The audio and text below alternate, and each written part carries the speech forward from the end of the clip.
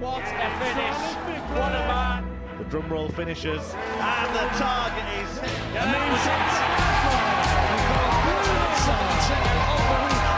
comes on finals night, and it's another Andreas Dirty Harrison!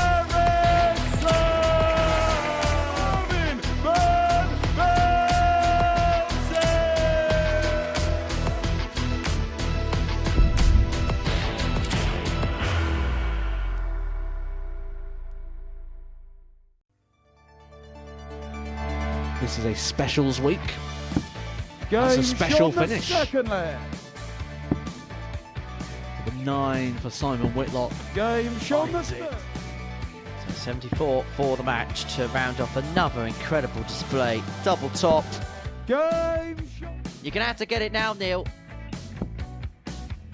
Neil Duff got off first dart.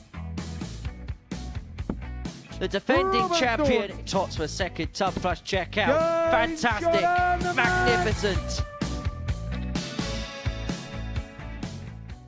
Hello, good morning. Welcome along to Tuesday at the Modus Super Series. Following the first day's exploits in Group A, we're none the wiser as to who may go on and win it. Well, overnight, 3 players are on 6 points in the group, and Matthew Redger is alongside us to dissect what did happen yesterday and what's going to happen today. And look, yesterday we expected it to be a tight group. There wasn't much really separating the players, and it really did prove to be the case.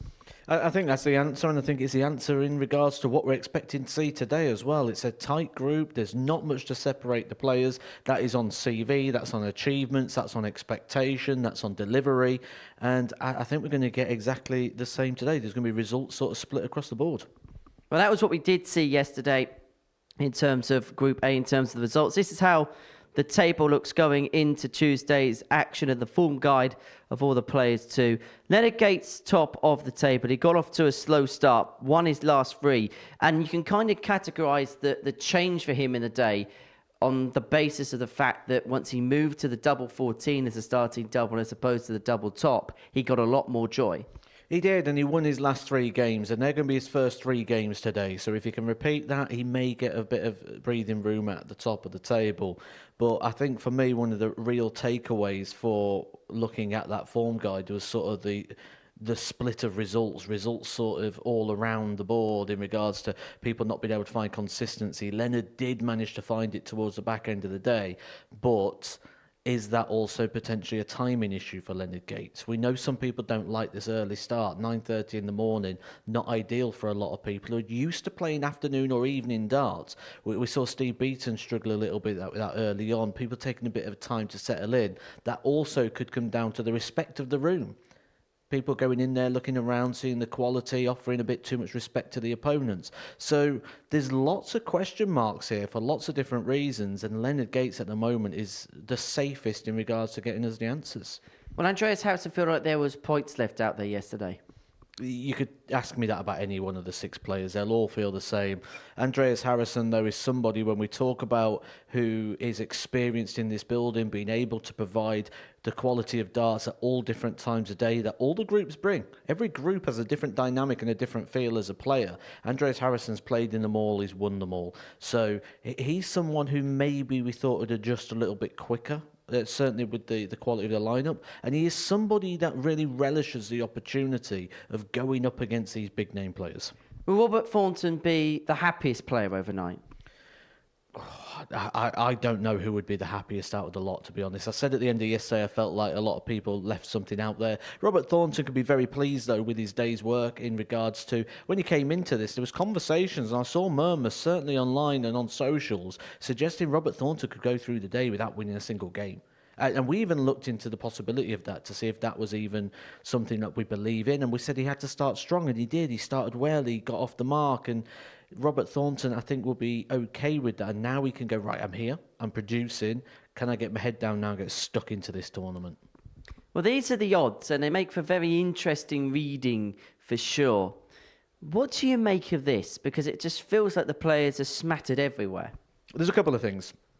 So the first thing is, the bookies throwing a bit of respect on the name of Robert Thornton now. They had him at 12-1, biggest outside of them all. Steve Beaton was the favourite. They've not lost any faith in that. They believe Steve Beaton's going to come through still when you look at those odds and you look at the sort of advantage now, the handicap he's gave to the other players. But one thing that tells me there, when we look at the bottom of the odds and we look at Simon Whitlock, is the odds compilers are losing a bit of faith in Simon.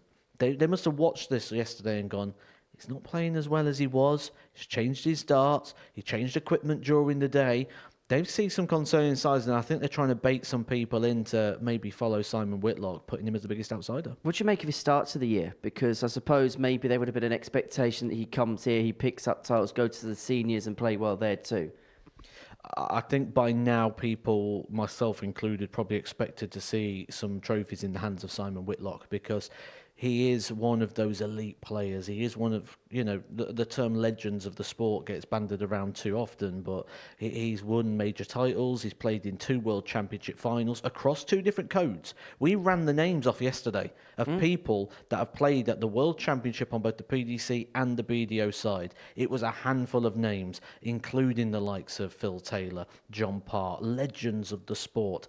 And he puts his name in that conversation and on that very, very short list.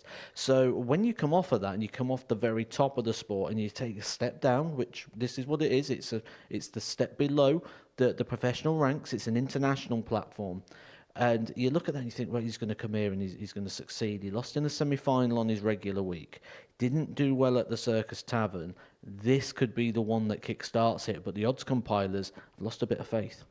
Matt, thank you. I shall see you in the commentary box in a few moments' time. It is 18+, gambleaware.org if you're going to have a flutter on the Super Series on this Tuesday morning. And we're going to kick off with Andreas Harrison in action. The Swede looking to win his first Specials week, 4 times a weekly winner, and of course a former series champion here at the Live Lounge. 6 points for him overnight. It could have been 8 apart from a defeat to Neil Duff at the end of the session yesterday. Now, earlier on this morning, I caught up with Dirty Harry to see how he assessed day 1 overall. Andreas, 6 points, second in Group A following the first day. How would you say you played? Yeah, like I want to play. No, I could play better, of course. But I'm a bit disappointed in the last game. Otherwise, I got it through. Did that feel like a little bit of an opportunity missed? Because if you won that game, you could have had an overright lead overnight. Yeah, of course. Yeah, that's my thought. In terms of today then, Andreas, what do you think needs to be done in this group? Because it's very, very tight. Every player is within 2 points of one another. Yeah, just play good and take the chances. I think you need to get at least 3 wins today to have the chance for tomorrow, or maybe not. 2024 was a really good year for yourself, Andreas. Have you set any goals for 2025? Not really. I will try to do my best on the PDC Nordic, Baltic. Try to finish first or second there. Get a spot to Alipali, and then I will try to increase in the Challenge Tour and aim for the Q School next year. Putting everything into that basket of hopefully next year. We might not see you here, but we might see you on the Pro Tour. Yeah, well, hopefully, yes. This year was so close, so a bit disappointing there. Well, we wish you all the very best today, Andreas. Good luck. Oh. And Neil Duff, lock horns once again here at the Live Lounge in Portsmouth. They played in the last game of yesterday's session, and now they're going to bring to an open Tuesday's play here at the Modus Super Series. The pair have 2 of the most distinguished records when it comes to the Super Series competition. Neil Duff, of course, as well, a former winner of this competition, but Andreas Harrison, a former series champion. He beat Cam Crabtree to lift that particular crown back in May of last year. Up against Neil Duff, the 52-year-old from Ballyclare in Northern Ireland, of course, the former WDF world champion. And these two, well, they met the last time Double Trouble was played back in September. Andreas Harrison won both of those meetings, but it was Neil Duff that claimed a 3-1 success at the end of Monday's session. It wasn't a classic, but Duff was just able to get over the line in a game which saw a lot of missed doubles to end First legs. leg, it's Andreas to throw first. Jack Garwood is our referee. He's in charge of the action on this Tuesday. And it is Andreas Harrison that will get us underway, electing to go double top as his starting double. 59. And he is straight off the board with his second dart of his first visit. As for Neil Duff, he's offered dart 2 himself. Matthew Edgar's alongside 60. me in commentary, and I suppose the truth be told, we're kind of none the wiser as to what we're going to see today. No, I don't think we can really analyse the table too much. We can look at the movements, we can look at the shifts, but I don't think we're going to really be able to know the destiny or the direction of the table. I think until around about 12 o'clock tomorrow, I think that's how tight this is going to be. I think it's going to be a tightly run thing right up until the finishing line. The reason for that is because this is a pool of players that is just full of sharks. 44. Now, having a look at the players' numbers for yesterday, Andreas Harrison, average of just over 75, 21% on the doubles, in terms of his finishing doubles anyway. 21%, 12 from 56, but then had the most tub plus checkouts of any player with 2 over the course of the session. The 101 and the 105. In fact, only 4 tub plus checkouts for the duration of yesterday's session. Another one for Steve Beaton, the 101, and the biggest one of the day, the Leonard Gates 129, which was his final 3 darts of yesterday's session. But it's Neil Duff who's got off to the more positive start against throw, and he's going to get first opportunity at the 141. Not to be this time. 81. Andreas, you require 102. Well, maybe that was your call for wanting more ton plus checkouts, Henry. 70. You nearly didn't have to wait too long You there. Just require grazes the 6. wire there, Andreas Harrison. But Neil Duff, a break opportunity. And this was something we saw yesterday. A lot of breaks a throw. That pattern continues. First leg, Neil Duff. A little bit of a shake of the head there from Andreas Harrison. He'll feel a bit disappointed there, letting it go so early. Leg, it's Neil to throw first. But Neil Duff Game on. did leave here yesterday, didn't he? A little bit frustrated. Felt like he didn't produce his best. We saw him change his darts, tinker with equipment, and that was because of 40. the lack of control of the tungsten at times. Darts going in at funny angles.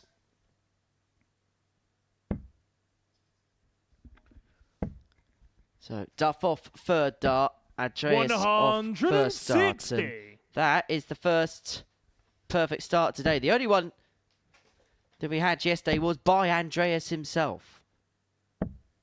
140. And I go back to the promise that I made you yesterday morning, Matt. I'm not going to go back to that promise I made you yesterday morning, Matt. 83. Because I think if any player is going to hit the first ever double trouble 9 darter, I think it's Andreas Harrison. I think of the 12 players, he's more likely than anybody else. 140. But you get good odds on a 9 darter this week. Not many have been hit in the double start format. 100. The very first one, Brendan Dolan. Hence the nickname, the history maker. And then one of the 3 players that have hit a 9 darter is actually coming up in the next game, Robert Thornton. He hit one against James Wade. After James Wade hit one against him. Another one of those for Andreas Harrison. Not going to be on this occasion. That's 90. a slightly different route to the normal there for Andreas Harrison. The 2 treble 18s for the ball. Seems to have a penchant for the bullseye. Game But shot, Neil the Duff, a second 14 leg, Neil darter, Duff. races into a 2-0 lead. Now, this is the best contest we've seen all week long. Third leg, it's Andreas 93, to throw 90 the first. averages, respectively. Yesterday, if we're being brutally honest, was a little bit pedestrian at times. But it looks like the players have really got into their groove at the beginning of day 2.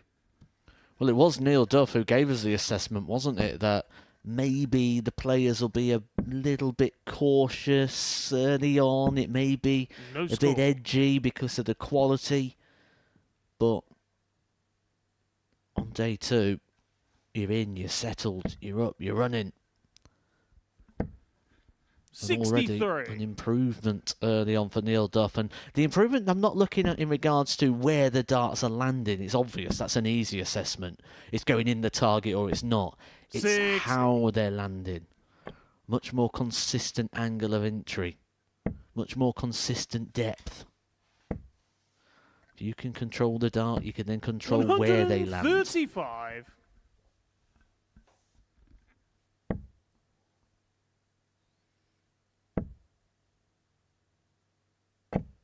85.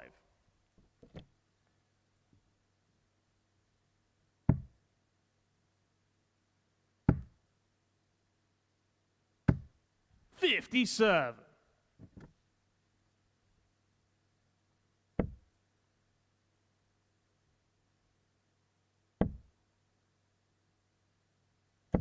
100.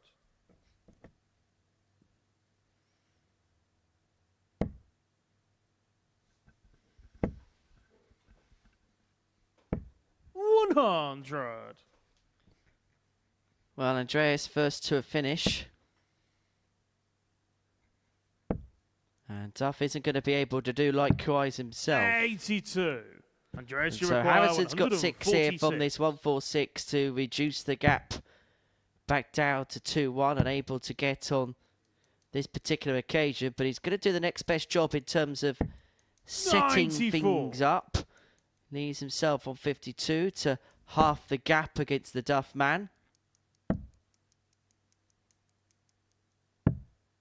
94. Andreas, you require And so Harrison 52. looking at 52 to cut the gap back down to 2-1. Look at a double top. 12. Neil, you require 80. For the match, remember, best of 5 this week. 20 for tops. Tops! 60. Andreas, Just didn't you want to let go of require that one, 40. did he? And that's what he's signalling there. Just at that release point, instead of coming through to the board, went Games out on to a the third right-hand leg. side. Andreas Harrison. And Andreas Harrison gets a leg on the board. Back to 2-1. Fourth flag. It's Neil to the row first. Game on.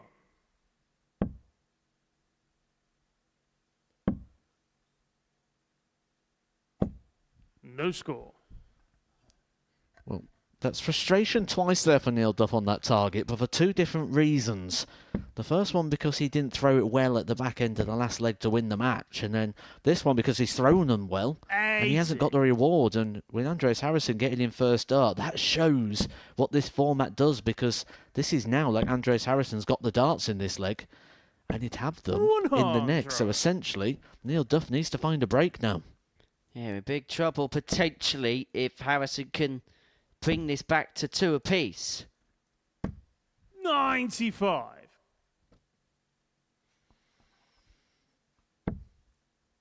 Just love watching this format. It's such a new dynamic.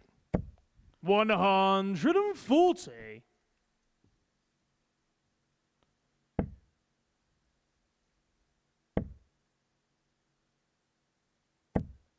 26. Well, we've all been there. Done it the hard way.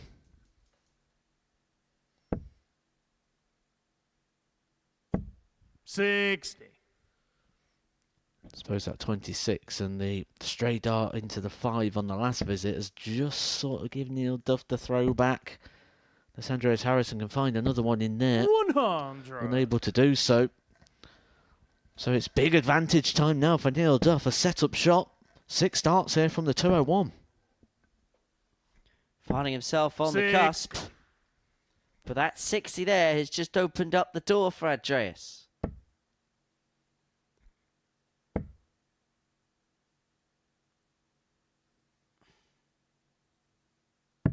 Great recovery with 78. the last. Now you require And so Duff here 141. looking at 141 to win the match. Triple 19 leaves double 12. This would be some way to wrap it up. Just on the inside. 129. But he has Andreas, you forced require Harrison here 122. into taking the 1-2-2.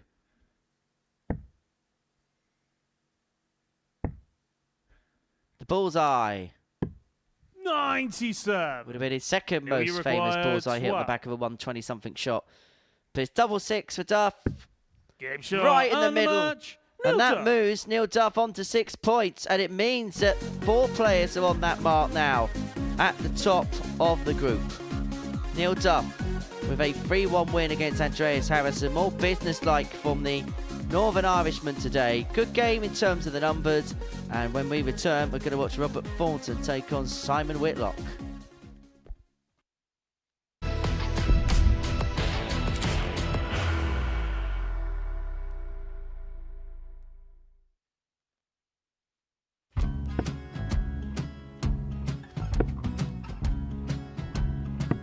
$54. Charlie McGuire, 164.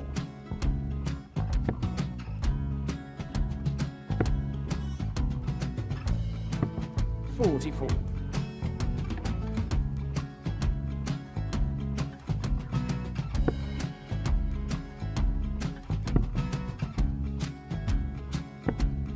$32. Charlie require 120. Well, 120. He's got a fair, at least 2 handfuls of this. Just needs to stay 60. there. That's a good shot. Halves his score. Leaves himself on a 2-darter.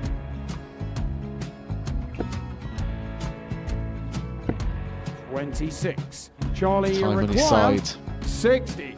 to become back-to-back singles champion.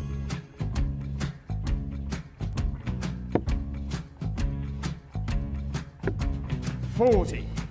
Definitely a couple of nerves in those last 2 darts. But he'll be coming back. It's a moment he's been in before this situation. Standing at the back of the 81. stage, Charlie approaching the require hockey with a 20. chance to win the title.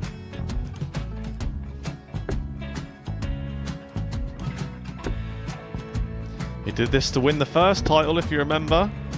11. I think he's gone. Georgia I think require he's gone to 180. bust it, maybe. The first title he won, he wanted 20. He went 6-7-7 to win it. He had a chance to replicate it again. Yeah, I get the feeling that was for a bust, and 39. on that Charlie situation there, George require Gay wasn't even 9. able to take it out going to the 18s on that switch. Yeah, I think he just panicked a bit, but he's done well to get that big one. Sometimes can be the hardest part. Georgia require This is it. 79. It's got to be 19s. It's got to be 19s for this shot. Big 20 and a double. He's got the first one. He's going to get a match dart here.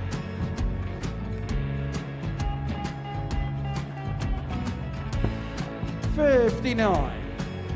Charlie Threw the entire require body into that 8. one. Just didn't want to let go of the dart.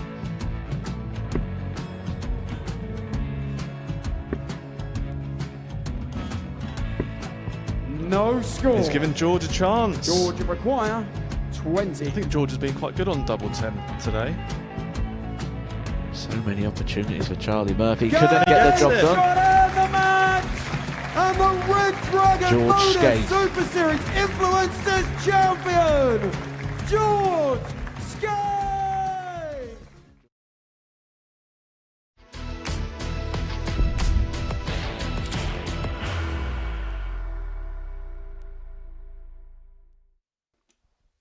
Welcome back to the Modus Super Series. Before the break, Neil Duff got the better of Andreas Harrison. That was by a 3-1 scoreline. Next up for us, Robert Thornton takes on Simon Whitlock. Now, these two have delved down memory lane, haven't they, over the years? 2 players that have played in the Premier League at the same time as one another. 2 players that have been playing in some of the biggest games that you would ever see in the sport. Thornton, the 57-year-old now from Saltcoats in Scotland, the defending champion of this competition. The Fawn looking to be exactly that in the side of Simon Whitlock, the 56-year-old from Hornsby, semi-finalist when he was here a few weeks ago. Lost out to Jensen Walker in that particular final. And prior to yesterday, they hadn't met in competitive play in the best part of 5 years. First leg, it's Robert to throw In first. fact, meetings between the pair are fairly much Game on. in and out, and they would have actually met each other more times this week than he would have done in competitive play for the best part of a decade. Thornton off to a perfect start. We know he has history of doing that. We was just talking in the last game, wasn't we, about players that have hit a 9 darter in this format. Only 3. 89. Robert Thornton is one of them. No one's done 2. And they won't be doing it in this leg. 96.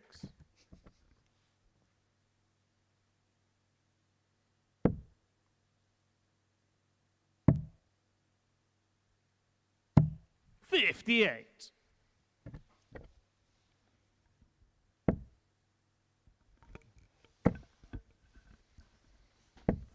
108. His power scoring yesterday, Robert Thornton, was as good as anybody. Had the most 180s of the group with 6. He's on for potential 11 darter here in the opening leg. 99. Robert, you require 65. Just showing the fighting qualities, isn't he, Robert Thornton, that he's built his career on. 41. Looking to get it back on track. Says he's hungry. Says he's full of desire once again for this sport. Maybe looking for one more run. 100. Robert, you require 24. So Thornton looking at double 12.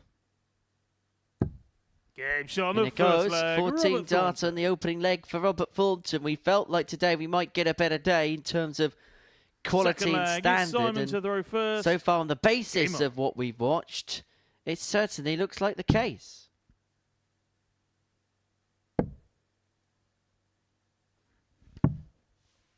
$90. Thornton off first start again. This is one of the keys towards his success yesterday. He was 61. getting off quickly in legs. It's a format that really does play into his strengths, so because of his favourite target, because of the points advantage, everything that comes with that, but Simon Whitlock 21. clattering into that opening dart. Wisely moves away. He is someone who very much understands the dynamics of darts, does Simon Whitlock. When you talk about Paul 81. Nicholson's line of understanding the behaviour of darts, Simon Whitlock is somebody who has studied that very firmly. Spent a lot of time in his garden shed, didn't he? 60. Designing different parts of darts, certainly points. Always looking to try and manufacture that next little bit of advantage. When there's someone 99. who's always looking for that extra 1% in the equipment, that is Simon. Looking for all the gains possible. 140. Thornton for over 2 treble score here. He is very much on the cusp of getting the break. He is first to 100. finish, but you feel like Whitlock's just the marginal favourite for this leg.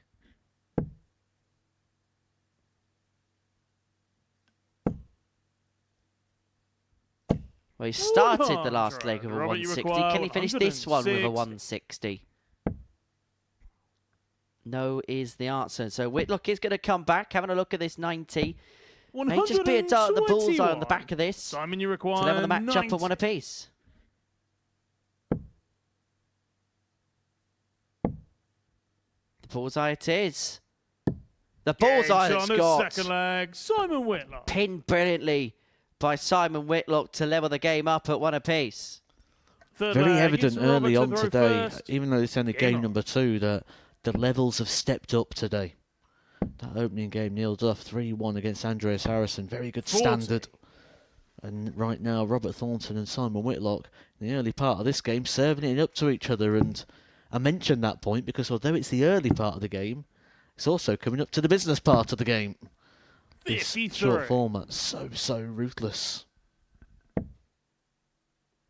there's only one format which is more ruthless than this has ever have been that ever has been played, and that's the 41. Once Upon a Time News of the World Championship, which was best of 3 legs. And that was from pub to palace. 90. Good find with the last.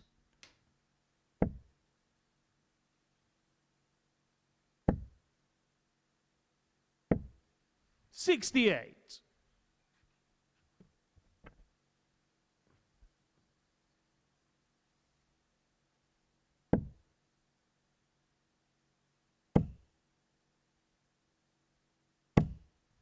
140.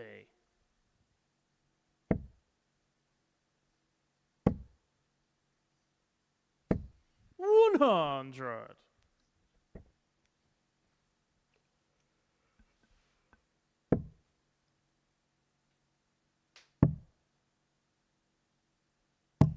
58.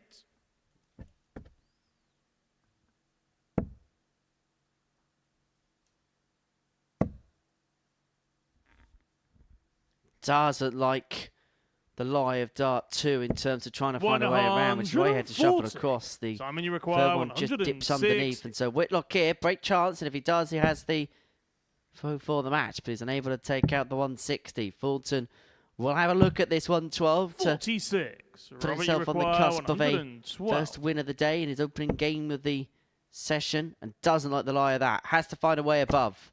Unable to do so. And Whitlock 114. 88. Simon, you require 114.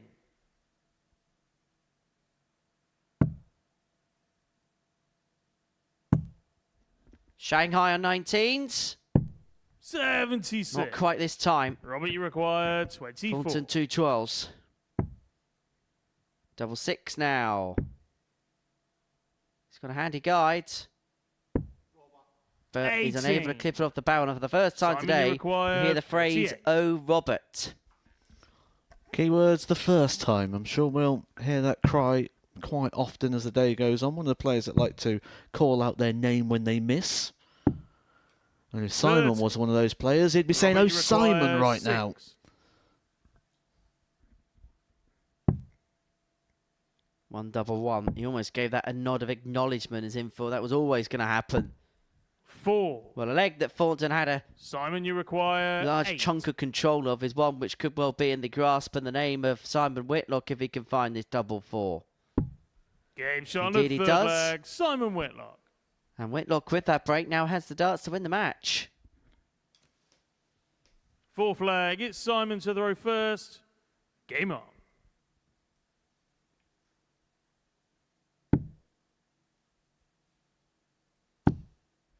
Great second dart that. 51. Because that bed and that target must have been obscured. Thornton off first dart himself. In fact, both players have got off in the first visit in 80. every single leg so far in this contest.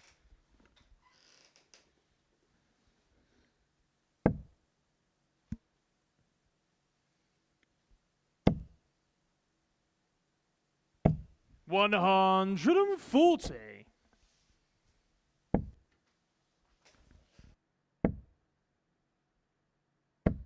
41.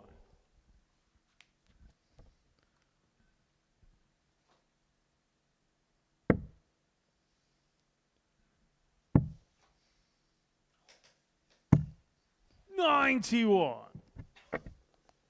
Needs to be big here from Thornton. 60. This is one of the habits that Robert Thornton gets into. The negative darts breeds more negativity. Simon Whitlock will notice that. He's a thinker. 99. Robert Thornton, this has to be a max or Simon Whitlock will be guaranteed 6 darts. It's not going to be. And Whitlock knows from this point onwards, 6 85. darts minimum Simon, you require to 120. get the job done and register another couple of points on the board. He's got a handy enough guy for the treble. He tried to clip off the barrel, but it could only divert it the other side. 60. But the key turning point in this game was that third leg where Thornton had a plethora of opportunities to move 2-1 up. Unable to take it, Whitlock got the break. 108. Declared himself in safety for the match, but that Simon, 118 you may well be require defiant. 60. We may well be the beginning of something bigger. Let's find out. Tops of the match. Game Tops of the shot win, and right in the match. middle of the bed. Simon Whitlock. Simon Whitlock gets his day up and running with a win. And it means now that 5 players are all on 6 points. And if Steve Beaton beats Leonard Gates after the break, we'll have something which I don't think I've ever seen. I don't think I've ever seen. 6 points for all 6 players after 6 rounds of play.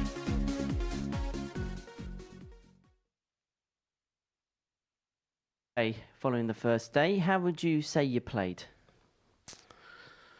Yeah, like I want to play. No, I could play better, of course. But I'm a bit disappointed in the last game. But otherwise, I got it through. Did that feel like a little bit of an opportunity missed? Because if you won that game, you could have had an overright lead overnight. Yeah, of course. Yeah, that's my thought. In terms of today then, Andreas, what do you think needs to be done in this group? Because it's very, very tight. Every player is within 2 points of one another. Yeah, just play good and take the chances. I think you need to get at least 3 wins today to have the chance for tomorrow, or maybe not. 2024 was a really good year for yourself, Andreas. Have you set any goals for 2025? Not really. I will try to do my best on the PDC Nordic, Baltic. Try to finish first or second there. Get a spot to Alipali, and then I will try to increase in the Challenge Tour and aim for the Q School next year. Putting everything into that basket of hopefully next year. We might not see you here, but we might see you on the Pro Tour. Yeah, well, hopefully, yes. This year was so close, so a bit disappointing there. Well, we wish you all the very best today, Andreas. Good luck. Oh, thank you. Harrison? Well, a bonus chat there from Andreas Harrison. As you can see on your screen, Leonard Gates and Steve Beaton, they're warming up ahead of their first games of the day. Steve Beaton with a victory move on to 6 points. It means all 6 players will be on that mark, whilst a victory for the American will see him stretch a 2-point gap at the top of the table. The action is live and exclusive on Pluto TV next.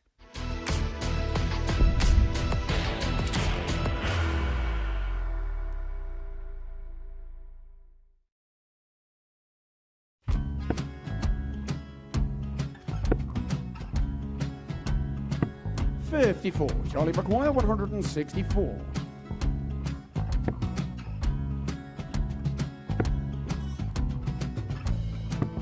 $44.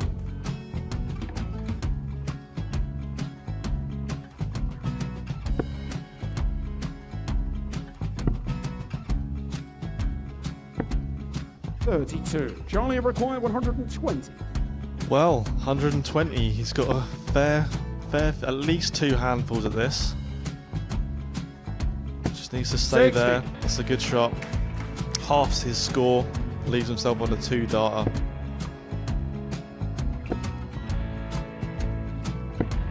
$26. Charlie Time on his McGuire, side 60. to become back-to-back singles champion.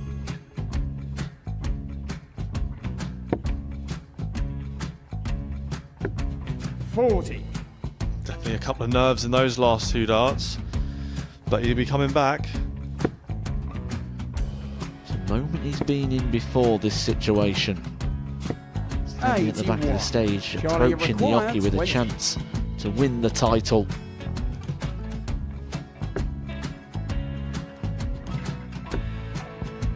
He did this to win the first title, if you remember. 11. I think he's gone. Georgia I think McGuire, he's gone to 118. bust it, maybe. The first title he won, he wanted 20. He went 6-7-7 to win it. He had a chance to replicate it again. Yeah, I get the feeling that was for a bust, and 39. on that situation there, McGuire, George Scaife wasn't even 9. able to take it out going to the 18s on that switch. Yeah, I think he just panicked a bit, but he's done well to get that big one. Sometimes can be the hardest part. Georgia McGuire, This is it. 79. It's got to be 19s. It's got to be 19s for this shot. Big 20 and a double. He's got the first one. He's going to get a match dart here.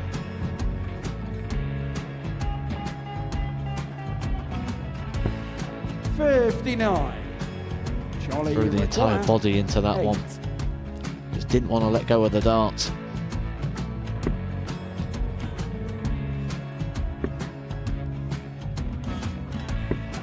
No score. He's given George a chance. Georgia McGuire, 20. I think George has been quite good on double 10 today. So many opportunities for Charlie Murphy. Couldn't get the job done. Got in the match. and the Red Dragon George Modus Skate. Super Series Influencers Champion, George Skate!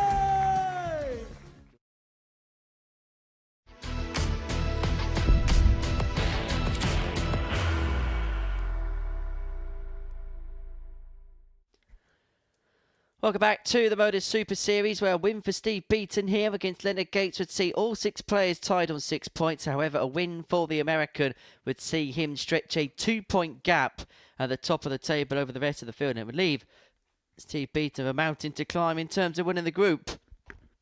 So there's a possibility here of something which has seldom happened here at the Live Lounge Report. I can genuinely never remember a time where all 6 players have been tied on 6 points after 6 matches.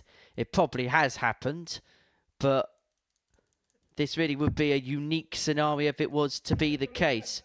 Now, for Leonard, it was a case of a slow start yesterday. He lost his first couple of matches, winning his last 3, and it all seems to be very jovial on the stage before we get underway. Now, Steve Beaton, new day, a different coloured shirt. He has swapped his home kit of white and a turquoise trimming for a navy blue with a white trimming on the collar. As for Leonard Gates, the 54-year-old from Houston in Texas, well, towards the second portion and the second half of the session, he really was immense. Averages of 101.39 to beat Simon Whitlock, followed up First by leg, it's Steve to throw first. a 98.02 to get the better with Neil Duff. And then in this fixture yesterday, an 81.98 was enough to get over the line. Steve Beaton, straight in and straight off. 99. What was your assessment of his day yesterday, Matt? Underperformed. I agree with the odds compilers. I think Steve Beaton's a big favourite every time he plays anything this year. Mentioned it a lot yesterday. I'll continue to mention it because it is so relevant that Steve Beaton is here by choice. By ability, he should still be on the Pro Tour. That being said, this sort of semi-retirement of Steve Beaton, I did manage to have a bit of a conversation with Steve this morning and ask him how his sort of retirement from the pro game is going, regarding the amount of hours he's been putting in. And he says he's never been busier. He's doing about 60 exhibitions already across the year. Says exhibition dates are 82. flooding in at the moment because he doesn't have to manage his diary like, oh, I might be in that European tour, so I've got to leave that one spare. Oh, I might be in that, so I've got to leave that spare. There is no question marks in his diary right now. He knows how to manage his diary. He knows what he's going to be in, and with that, he's struggling to keep up. Demand for Steve Beaton is very high right now. So what you're saying is he's the only person who's decided to retire but yet doing more work? I believe the same happened with Phil Taylor, didn't it, as well? When he stepped away from the professional game, he got so many extra bookings 98. and was doing so much on the exhibition circuit. And that was before things like the Super Series and before the Seniors Tour, for which we're going to see Steve Beaton playing on our TV screens quite a lot in 2025. 94. But I still believe deep down we're going to see him on the Pro Tour again. 108. Well, Maximum for Leonard has left himself on the double that he's tended to started legs on. Second dart pen to eye. Is he going to get a look at the double 14? 18. Yes, he is. And this is a break chance here for the American. 28.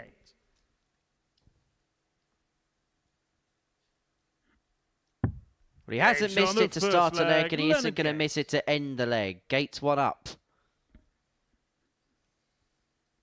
Second leg, it's Leonard to throw first. Game on. I'm going to say something I didn't think I would be saying in 2025 regarding Steve Beaton. No score. As things stand, live in play table, Steve Beaton is bottom. 51. And he'd be bottom by a couple of points if he was to lose this contest. Now, I wonder next time round whether Leonard changes his MO and possibly goes for chops, because that's the first time he's missed 6 at that target. Well, until then, I think he's only missed the starting double on the 14th once.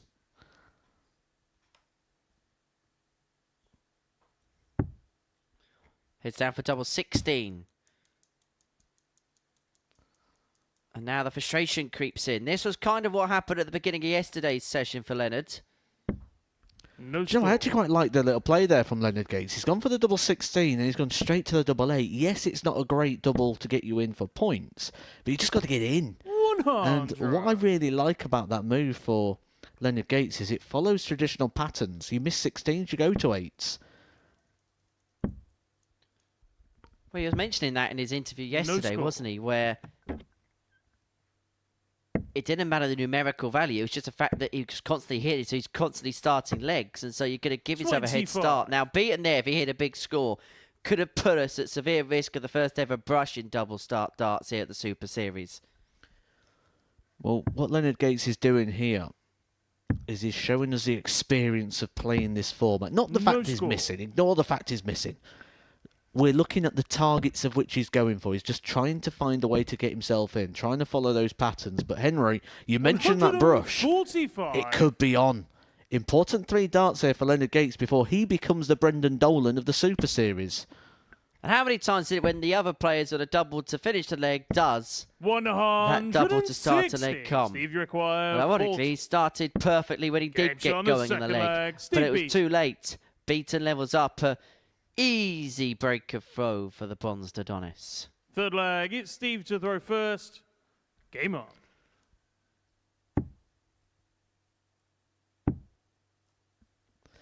See, I know you, Henry. No You, score. you love a cheesy line. I'm surprised you haven't chucked it in there yet. Leonard Gates was beaten. That's what you wait. It's what you wait to the end of the 80. match to do. This is the sort of stuff I've been teaching Glenn Drummond in his commentary classes. Oh, you build into that moment, are you? You always got to build to a crescendo. 71.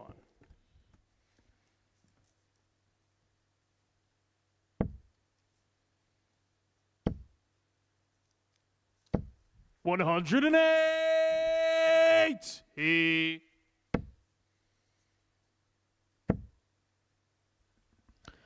Oh, this one's warming up. 108. Back-to-back 180s. 3 maximums in the game. You won't get many games that have 3 maximums in that break that sort of 2-point boundary due to the 140. shorter format and the double start. But this one's done it with plenty of running to still be done. Leonard Gates stepping it up here. 9 darts thrown. Energy require 101. He's down to a 1 treble finish. Well, it's a happy enough accident.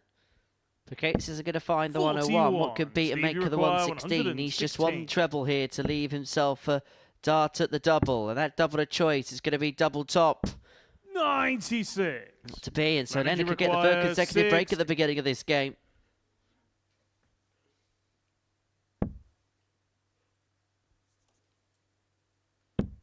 Game shot on the third leg. 14 Leonard darter. Gates.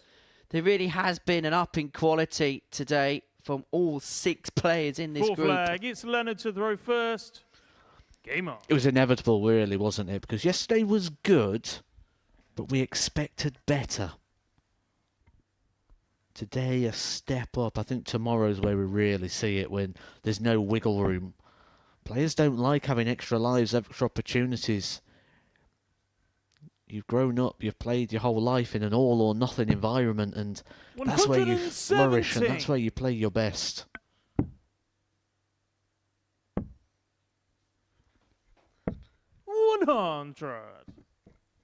Well, just having a look at Leonard Gates' get-off ratio in terms of starting legs.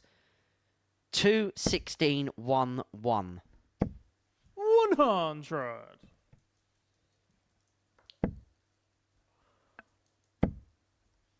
It kind of was the pattern of yesterday. 6. When he started getting off early, he won.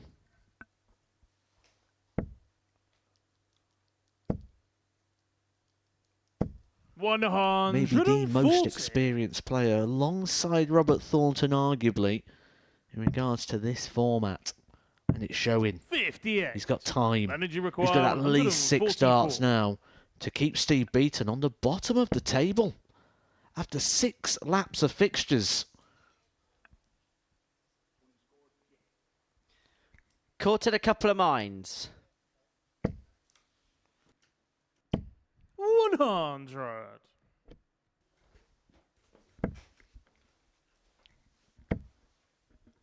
Well, Gates back for 44 to 137. wrap the match up. He Energy had a bit of a required, disaster of a 44. leg, but either side of that, it's been a decent performance. And actually, the fact that his average is 81 says a lot about how he's played Big in the other shot legs in and the this match, contest. Leonard And that Gates. is back-to-back 14 darters for Leonard Gates to dispatch Steve Beaton by 3 legs to 1.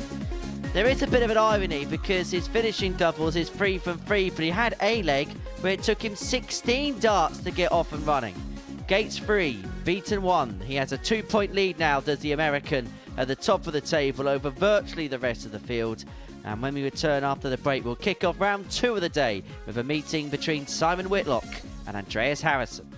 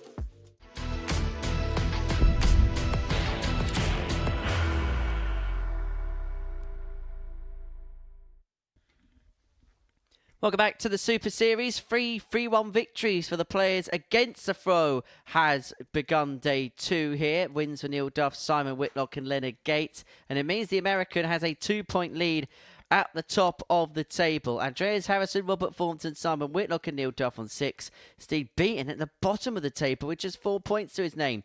A win for Beaton in that period, that would have meant that every single player in the group would have been on 6 points. And conversing with our backroom team who do a sterling job here at the Super Series, we've been trying to rack our brains around whether such a scenario has ever happened before. Now, we don't think it has happened before, but we have got some very hard-working people that are going to confirm that for us. Game 4 see Simon Whitlock and Andreas Harrison go toe-to-toe First leg, it's on the Simon live to throw lounge first. stage. Game It's on. the Beards to be feared. The meeting yesterday saw Andreas Harrison claim a 3-1 win against Whitlock. And that was kind of during that middle portion of the day where Andreas really was beginning to hit his straps. 71. He's going to have his hands full here with Simon Whitlock, you feel. It wasn't a good day for Simon yesterday. He really did struggle at times, but the last game of the day yesterday for Simon, 86 average in double start, short format, that is a quality performance. And it was a good performance, wasn't it, when he beat Robert Thornton by 3 legs to 1 in the opener. Maybe Simon Whitlock starting to get to the sort of form we expected of him here at the Super Series. 95. What do you subscribe to in terms of the theory of a lot of commentators say you could probably add 10 points onto the averages in double in, double out? Do you subscribe to that theorem? Yeah, certainly. I mean, we can take a look at the last game, can't we? How it can sort of decimate an average. Steve Beaton averaged 89 and lost 3-1 to Leonard Gates, who averaged 80, and that's because of that one leg where Leonard Gates just 43. couldn't get off. You could easily add another 10 points to the average of Leonard Gates, and then maybe a bit more. You mean 16 darts at a double in one leg to get off, and then hit back-to-back 14 darters in the 2 legs thereafter. 60. Well, 16 darts, it's not beyond the realms of expectation to think Leonard Gates can win an entire leg in 16 darts, and that's 85. essentially Simon, you a require leg full of zeros. It's 170. like he played an extra leg with those missed starting doubles, so absolutely you can add a bit more on. 123.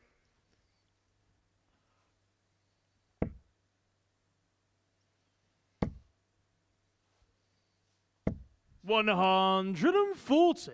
Simon, you require 47. There is a scenario where all 6 players could finish up on 10 points come the end of the session, but for it to happen, these two pretty much got to cancel on each the other first out. leg, So Simon Harrison, Whitlock. Thornton, Whitlock and Duff from this point onwards would have to get 2 wins apiece from 4 games. Second leg, Steve it's Beaton would Andreas have to throw win first. 3 from his last Game 4 on. games, and Leonard Gates would only be afforded 1 victory in that particular scenario. But what that does also tell us, as Whitlock takes the opening 100. leg of this game, is legs difference could play a pivotal role in proceedings here. Did you know what I think? 71. The characters, the personalities that we've got right now, right here at the Super Series this week for the Specials Week, I think all these players are really relishing this 58. opportunity, really enjoying the battle. They're not people that are going to sort of run shy of it. I think they like how tight and competitive it is. 100.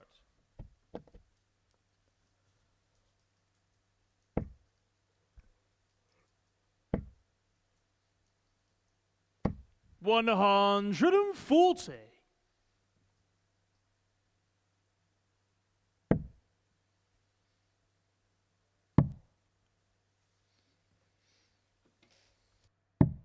$80.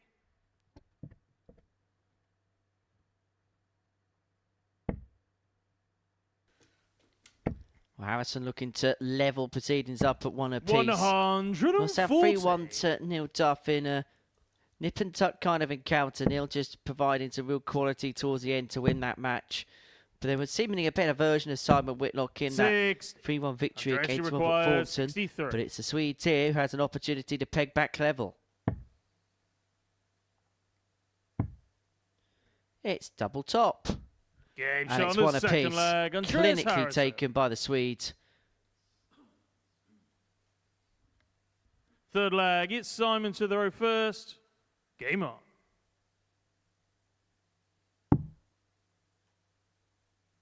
Really is mustard, isn't he, Andreas Harrison?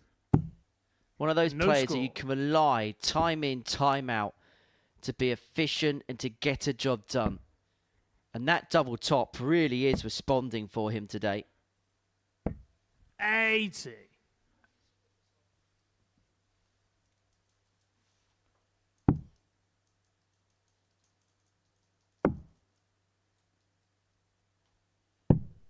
No score. Saw this yesterday from Simon, didn't we? Starting to opt for changes, opt for splits, opt for different opportunities. It seems to be that pattern, doesn't it? 16, 15, 19. 125. All down the bottom end of the board. But that is option number 1 for Simon Whitlock. He's also doing the old 95. John Part strategy of once you've thrown that first start at the double 16, staying low for the smaller adjustment over to the treble 19. 81.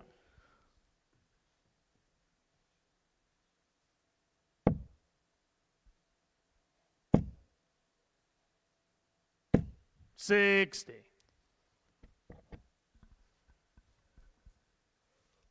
Harrison now threatening the break. He lost the first leg, but now looking for 2 on the spin to put him within 1 of winning here. 99. He's left himself on 116 to get said break. 100. Well crafted Andreas, last you start, require but the ton makes no 116. damage for Whitlock. He couldn't have done anything from 3-4-6. Harrison doesn't have to go treble 17 pull, and he isn't going to go treble 17 pull. 80. With 81 left, he was always going to go treble 15 with the last start to leave his favourite double 18.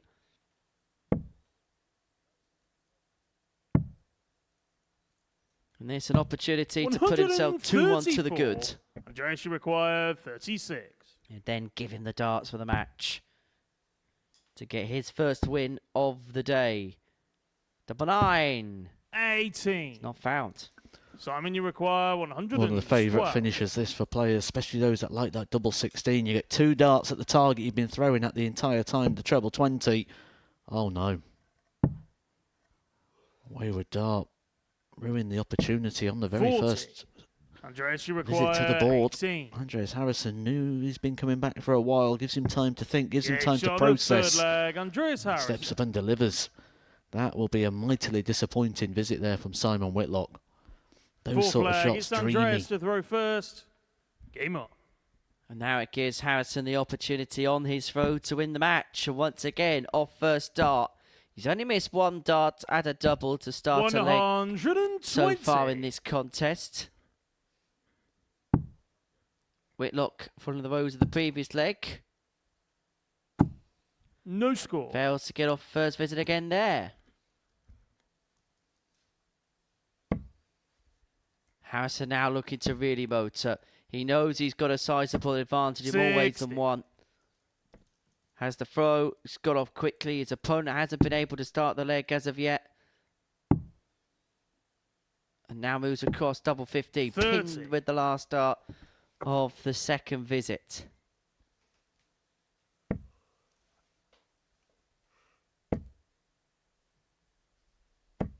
$60. You don't get too many tells from Andreas.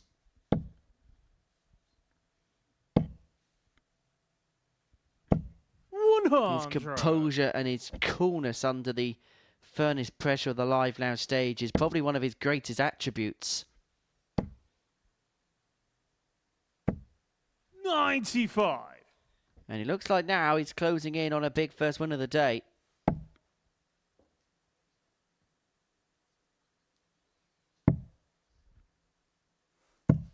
$58.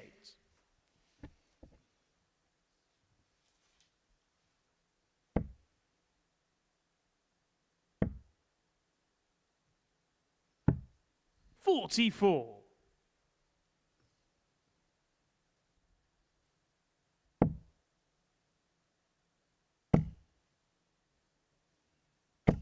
$108. Andreas, Well, you that require maximum has 122. completely changed the complexion of this leg. Andreas got 25 first on the 1-2-2. 48. Simon, you require 133. Interesting play. What's Whitlock going to make of this? The 1-3-3 doesn't go. So Harrison, from this point, should get a match start.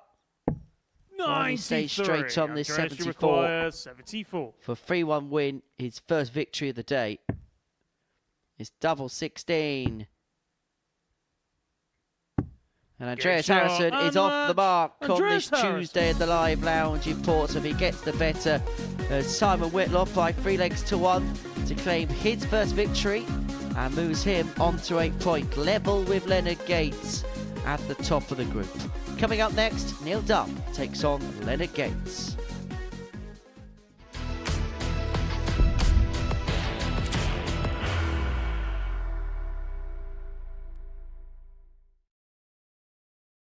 Are you ready to lift that trophy, Darius?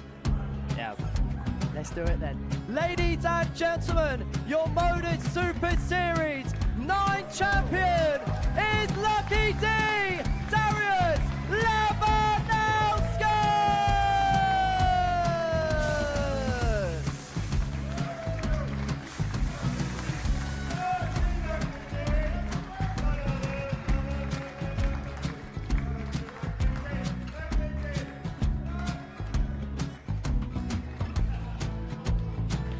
Well, what a wonderful night of darts we have seen, and we are ready. Our champion is ready, and it's trophy time. So receive the trophy. £25,000. The new Modus Super Series champion, the Terminator, Marvin Van Velzen.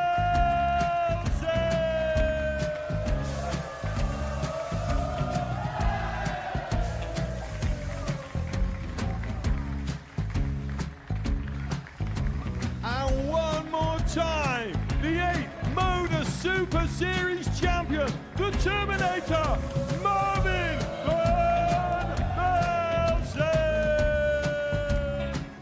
And the new Modus Super Series champion is Andreas Dirty Harrison.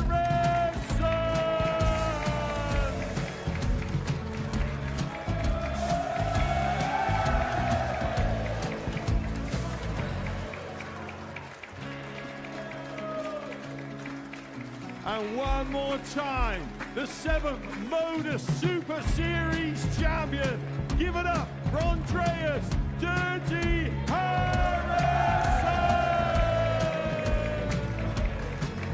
The moment we've all been waiting for. Would you please show your appreciation for your Series 6 Modus Super Series champion, Scott Taylor!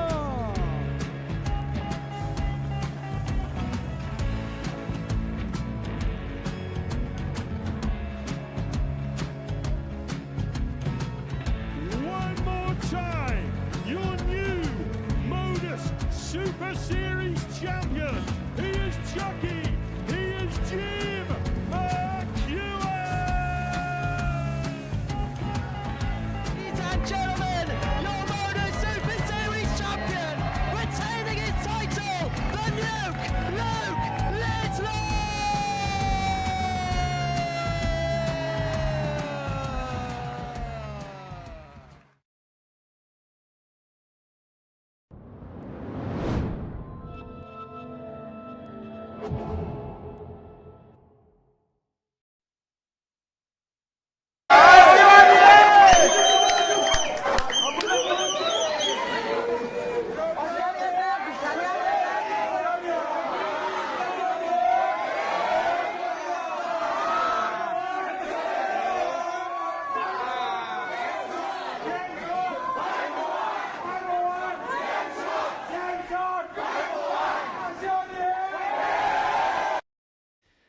Lovely pictures from Nairobi in Kenya overnight. Peter Achuri landing back following his week's exploits at the Super Series. This is some of the things that he has done over the last few days and the last week or so at the Live Lounge in Portsmouth. A national news sensation. He's hit double-double finishes. He made the final, of course, on his televised debut. And as you can see at the bottom of that graphic there, he's going to be representing Kenya at the inaugural International Pairs Week. For my Kenyan over there, we have made it, brothers and sisters, yeah? Though we are going far, this is just the starting point.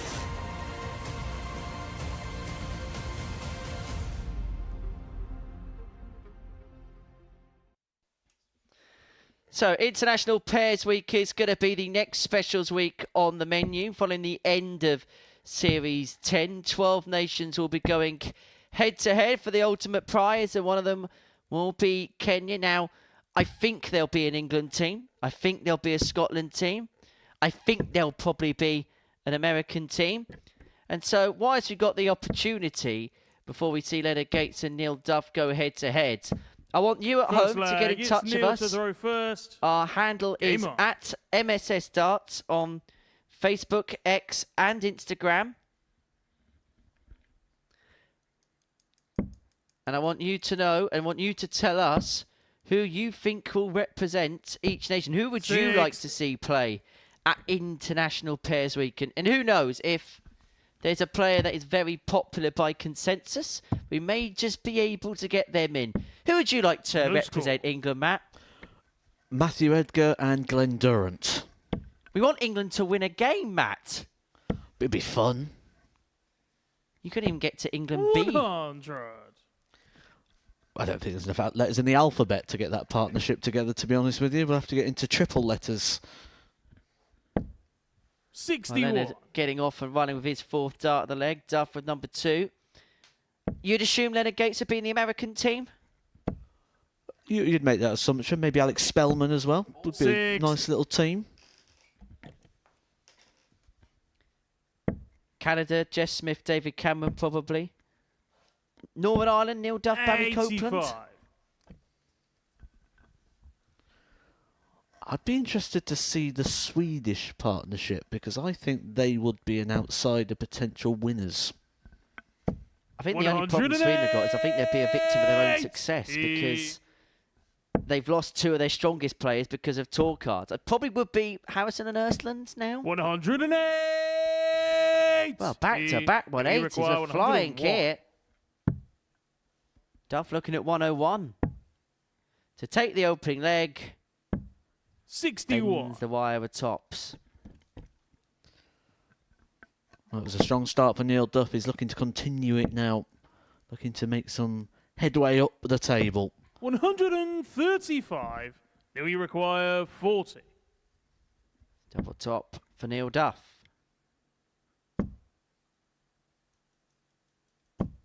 No score. Well, 4 darts missed for the Duff man to take out the opening leg of this contest. Leonard Gates looking at that target and gets that target and gets the breaking throw. There's a possibility here for the American to open up a 2-point lead on Andreas Harrison. Second leg, it's Leonard to but throw importantly, first. open up a 4-point lead on the likes of Duff and Whitlock, and a 6-point gap on Steve Beaton with win. Now, Leonard Gates has decided to change the MO. Double 14 was working for so long, but there's been signs at the beginning of the day that maybe it's not correlating as well, and so he's decided to go back to tops, which has worked for Neil too. 160.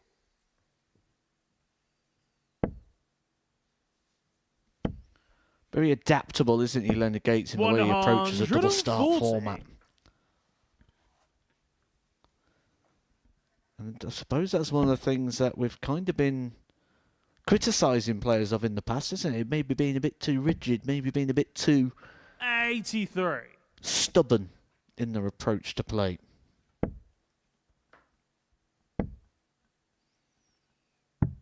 $99. He really did pick it up yesterday, didn't he, Leonard Gates? Game number 3.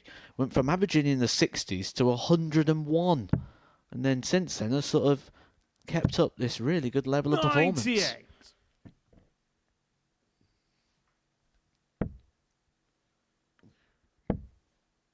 Duff looking at 160 to level the game back up at 1 apiece. Leonard couldn't make any advances on the 182. Another one of them, and that's perfectly laid for just over the top. Now, we did see a little bit of tinkering from Neil yesterday, but he's decided to go back to the set that he wants to trial this week.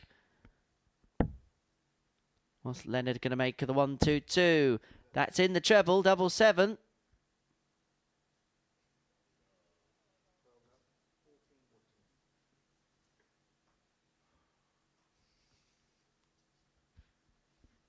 Two sevens. 115. Neil, you require 20. inside. And so Duff comes back for double 10.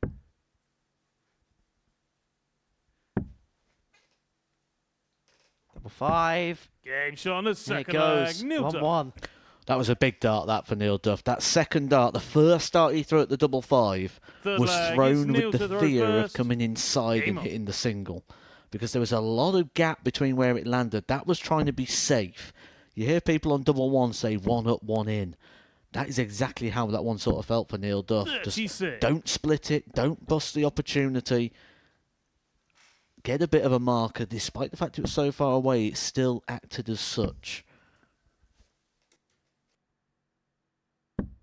No score.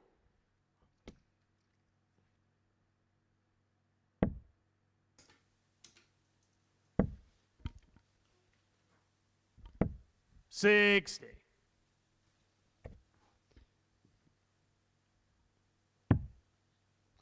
Moves across to faithful double 14 and finds it first dart with that particular visit. 91.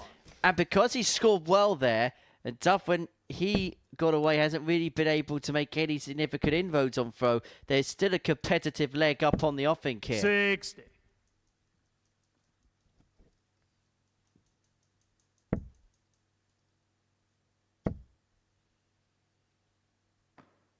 Tell you what, it hasn't looked overly settled today, has he, Leonard Gates? A few times he's just had to 100. set back and pause, but didn't seem to do him any kind of an injustice of that particular visit.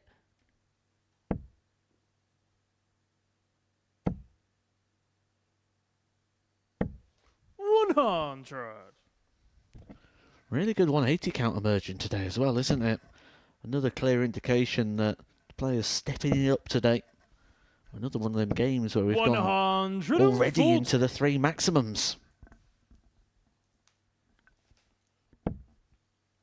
And Gates here really pressing home towards the break of throw, leaving himself 90. 140. Just a dozen Leonard, darts. You require 90.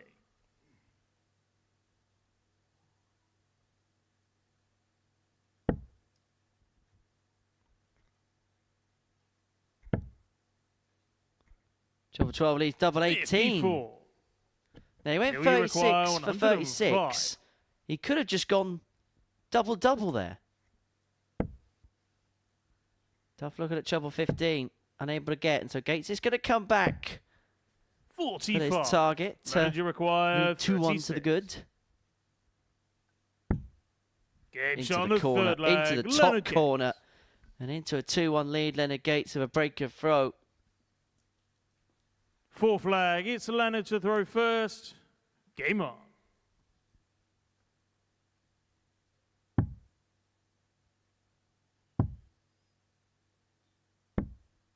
No score.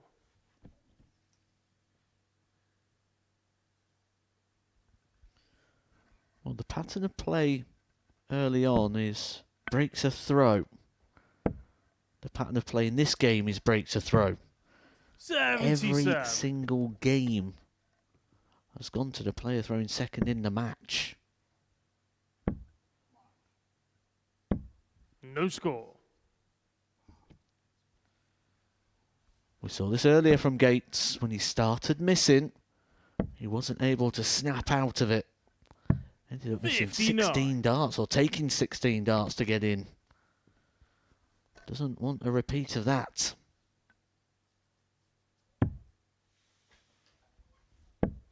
He's eventually up and running with the 7th dart of the leg. 67.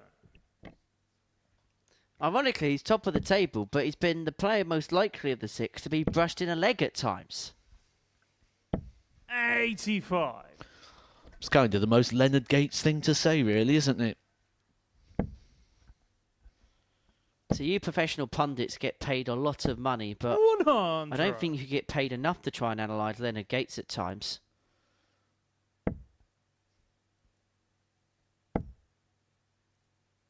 But that's just his own way. He's a bit of a maverick, and I do think sport lacks characters these days. I think there's a lot of roboticness about sport and a lot of mechanicalness. And so actually, 134. seeing people like Leonard do what he does, I think it's refreshing to see.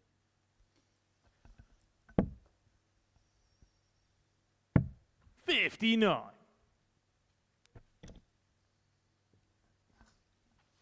Well, a chance here to bail himself out. He can hit something big.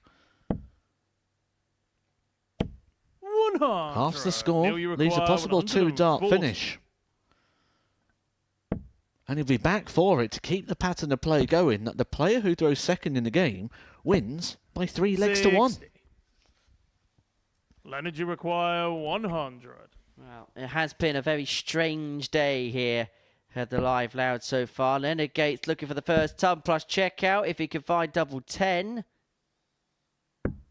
Game shot. Double 10 and the is match. found. That's the first Leonard ton Gates. plus checkout of the day. And it's a second win of the day for Leonard Gates. He gets the better of Neil Duff by 4 legs to 1. Duff man very frustrated following that one.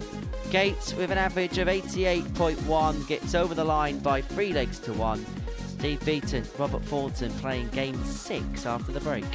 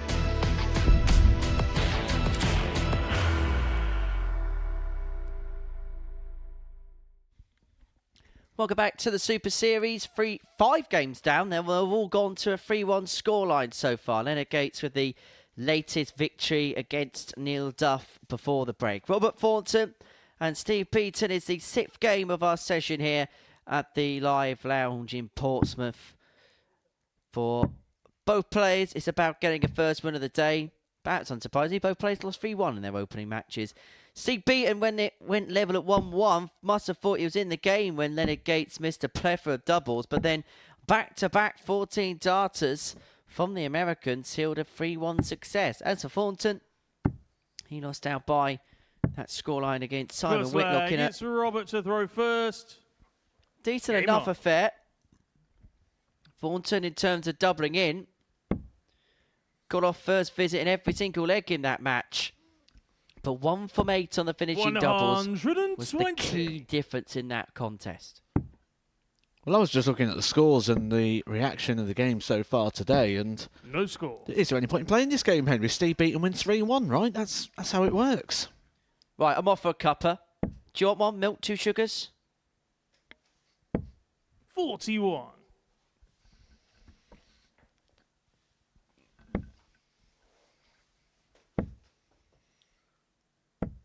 you more of a coffee man, Matt? 120.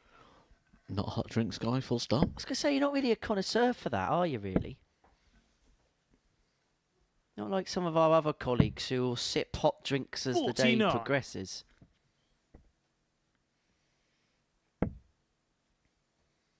Scott Mitchell loves a good cup of coffee. 108. Oh, what a great recovery this is from Steve Beaton. Didn't get anything with his opening 3 darts, and then he's done 300 points in the next 6. 83. Just the quality we've been waiting to see from Steve Beaton so far. He's still propping up the table at the very bottom, despite the 59. fact his favourite. Not just to win this group, but to win the week.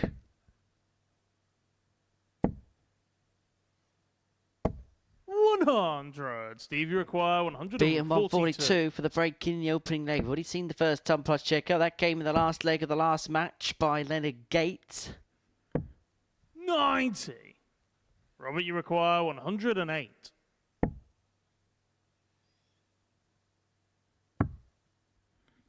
$14 leads Tops. Game shot Tops on the has first got leg. Robert back-to-back Thornton. ton plus checkouts in back-to-back legs. It was Leonard Gates at the end of the last game. Second leg, Robert it's Steve Thornton to at the throw beginning of first. this one.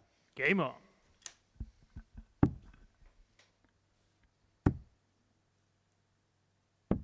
40. Beaten off third dart. Well, it doesn't matter what double it is, as long as you get off the mark. 87. And because Thornton was able to get off first dart, it gave him room to manoeuvre the last 2. 58. A kind deflection, or a kind diversion, shall I say.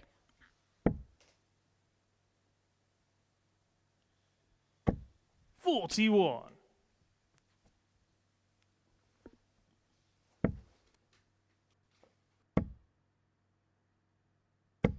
125.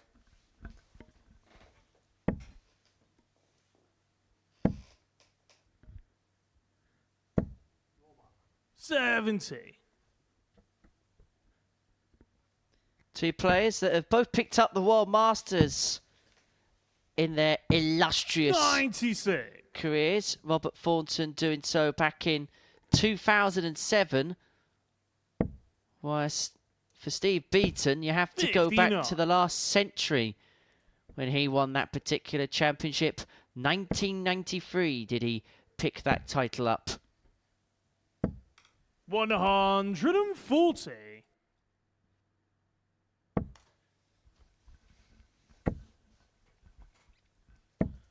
135. It's Robert Thornton Steve down require within 42. range.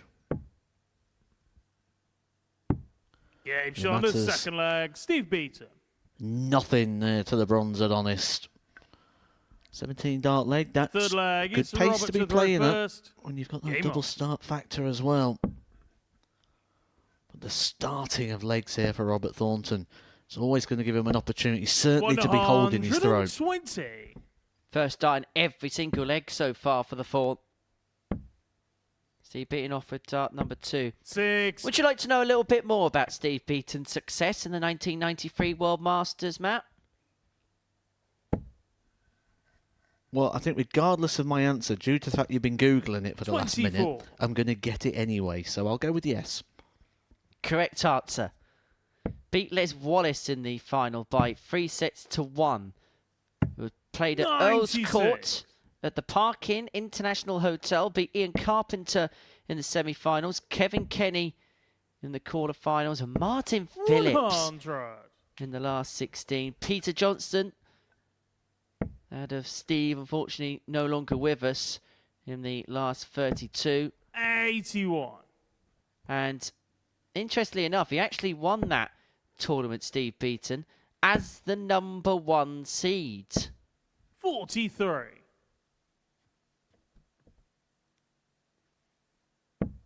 Some other notable names that played in that tournament: Wayne Reening, Dave Askew, Shane 82. Burgess, Leo Lawrence, Bobby George, John Part, Martin Phillips.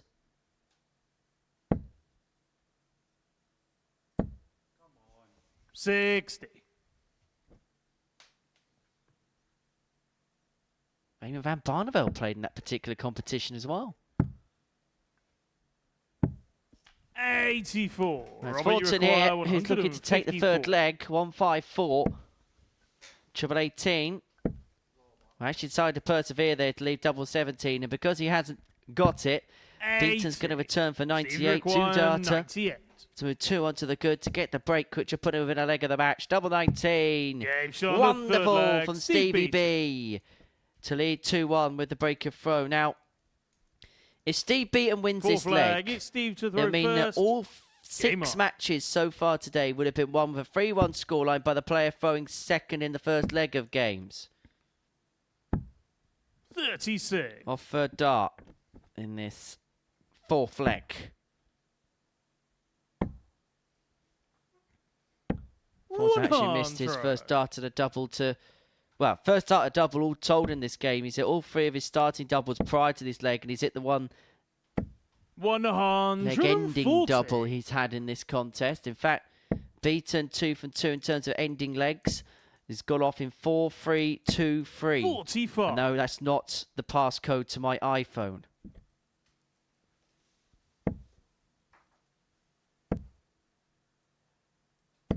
$100.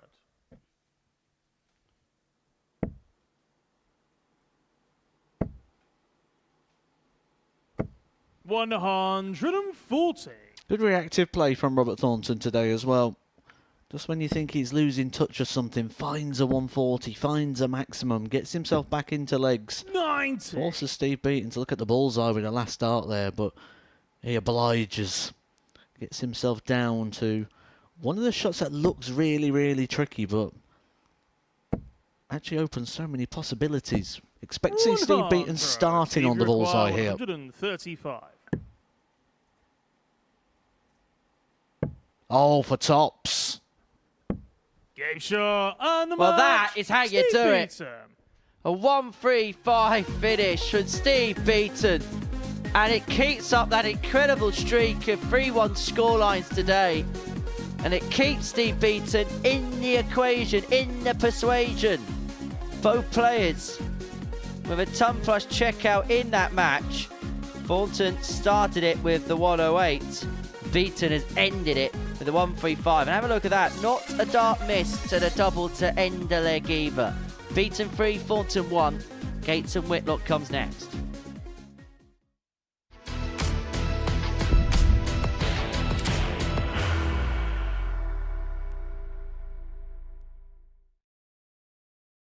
Are you ready to lift that trophy, Darius? Yeah. Let's do it then. Ladies and gentlemen, your Modus Super Series 9 champion is Lucky D, Darius Labanowski!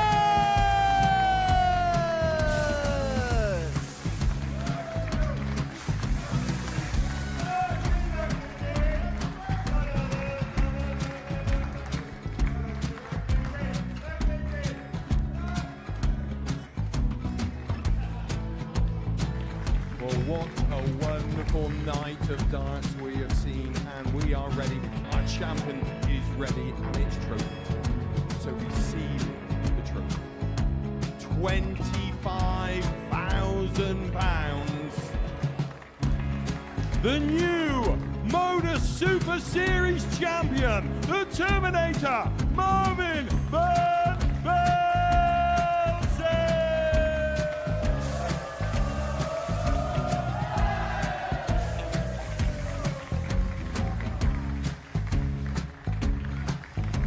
And one more time, the 8th Modus Super Series champion, the Terminator, Marvin Van Velzen.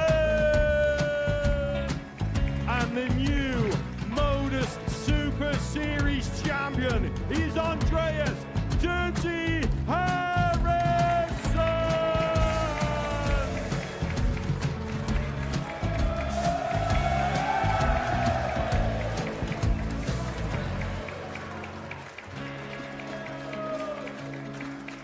And one more time, the 7th Modus Super Series champion. Give it up for Andreas Dirty Harrison.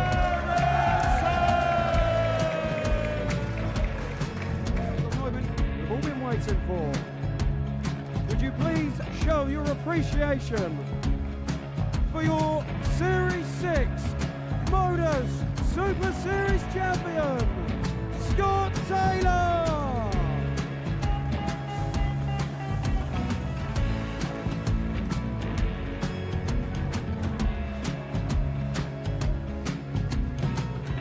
One more time, your new Modus Super Series champion. He is Chucky. He is Jim McEwen. Ladies and gentlemen, your Modus Super Series champion, retaining his title, the Nuke, Luke Lidlow!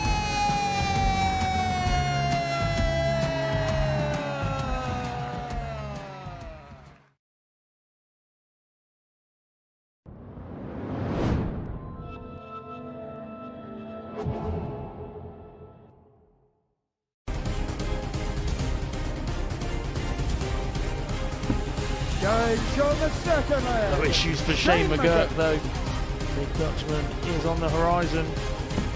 But Shane McGurk is the Week 4 champion. It's Shane McGurk!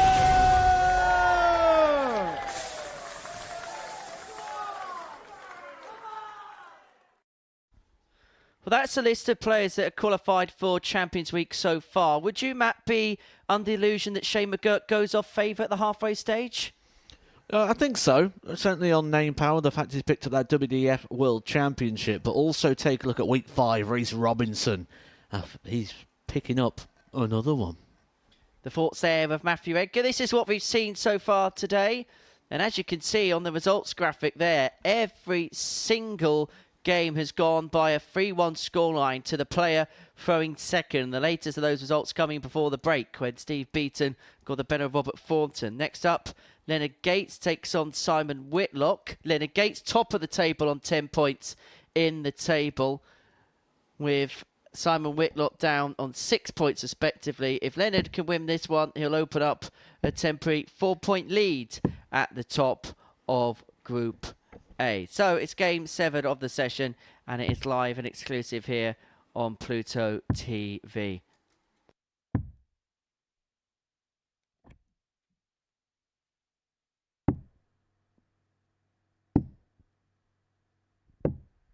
First leg, it's Leonard to throw first.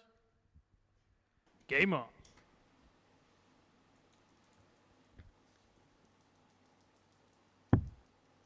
Well, Gates deciding to start on double 14. And he has had a bit of an on-off relationship in terms of what he wants to start with, because the doubles going in hasn't correlated as much as it did towards the latter end of yesterday's session. Interesting. Look what's going in the board here for Simon Whitlock. This is the dart, the sort of shape that I associate now with Simon Whitlock. Not these sort of straight-barreled or these front-weighted darts that he's been using. It's these, which are very peculiar, very different sort of shape, which is why they are so sort of recognisable when Simon Whitlock's using them. Slightly different design to the ones that we've seen over the years, but this is an interesting switch. This maybe is a sign that he's not feeling quite confident and he's looking to draw confidence in Old Faithful. Yeah, the traditional scallop-shaped dart from the Wizards. 83. And we do know, as we've been mentioning over the course of the last couple of days, that this has been the type of he's a player that does like to tinker around a little bit. He tries to find that extra 1% in things. The danger sometimes is, though, when you're looking for the 1% and 2%, that you abandon the 98, the thing that makes you good and the thing that makes you what you are, and ultimately you can be seeking that improvement all the time and find that you actually go the opposite 98. way. Gates leaving 90 to take the opening leg of the contest.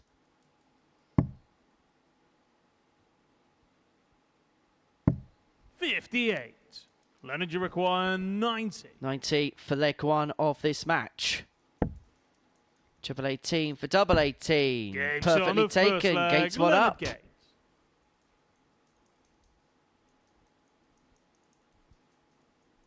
Second leg, it's Simon to throw first.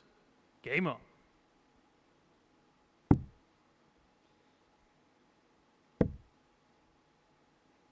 Interestingly, that time, Whitlock decided to go up after hitting the double 16 with the first dart.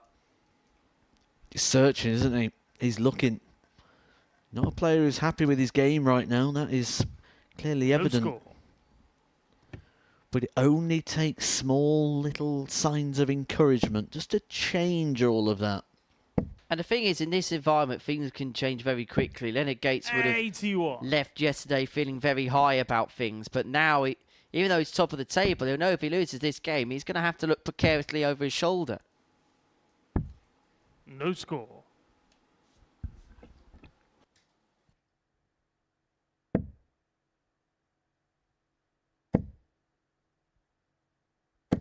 $100.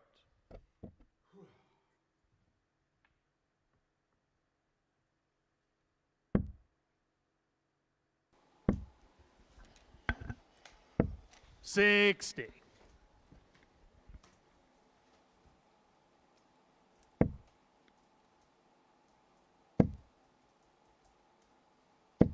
$108. Better from Simon Whitlock. 140. Simon, you require 69. So Whitlock 69 to level up at one apiece. He has got time and space to do exactly that. Double 16 is pinned to level up at one apiece. 15 darter from the Wizard. Third leg, it's Leonard to throw first. Game on.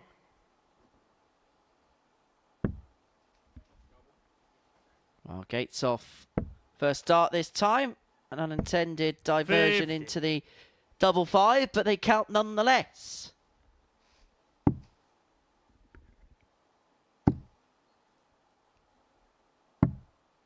$51. Whitlock's got in the first visit in every single leg of this match so far.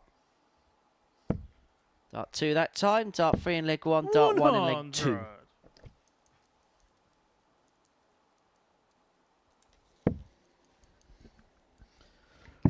He's at 13th at the moment on the challenge tour, 96. Simon Whitlock. And if he wants to attend the upcoming events over the next month or so over in Germany, he could play himself into a position where he could get some Pro Tour call-ups. We have seen call-ups this year for the likes of Jimmy Van Ski, who's in number 16, Gilbert Van der Meiden, Jeffrey Sparadens, 42. all below at the moment, Simon Whitlock. So he's in a position where he may get chances on the Pro Tour. That should he wish to go and try and add to it as well 137. at the next set of events.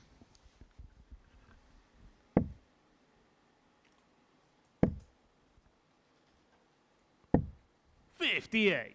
And it is a tour where you expect Simon to have some joy over the course of the year, somewhere which you'd expect him to win events, but it's Leonard Gates who's currently winning this game. That 74 checkout, that 14 darter puts in 2 onto the goods, but a high quality contest thus far. The Challenge Tour season actually resumes next weekend, 14th, 15th and 16th of March, with events 6 through to 10. 51. And that'll be played at Halle 39 in Hildesheim, and that is before 2 rounds of Players' Championship action. So there is a possibility that 80.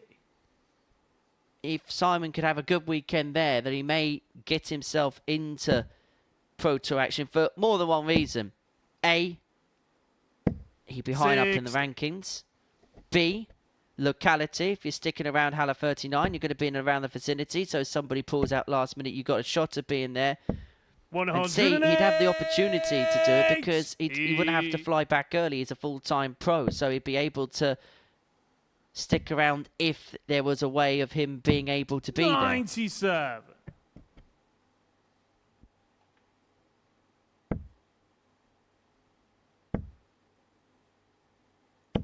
100. Who do you expect to have it? Well, we'll talk about that actually in due course, because Gates here looking at 141 to win this match. It would mean that every single game would have gone to a 3-1 scoreline, but the pattern of play would emerge in a different direction, and it would mean that the new order would be Leonard Gates taking command of things, but he's unable to find the treble 19 there. 139. Well, he's hit a 139 to leave himself on double 1. It's a different way of going for 62, isn't it? Maybe he just likes double 1. 100. Leonard, you require 2. Well, any which way, you left it, Leonard. And he gets it. It's a 13 darter. It's a 91 average. It's 3 from 3 on the doubles. And that was a dismantling of Simon Whitlock there from Leonard Gates, who moved on to 12 points. 4 clear of Andreas Harrison in second position. Coming up after the break, it is Andreas who's got an opportunity to reduce the gap back down to 2 against Robert Thornton.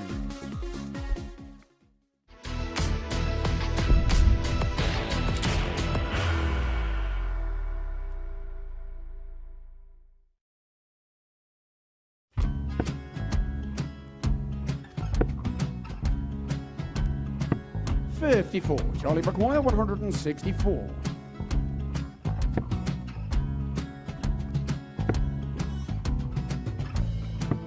$44.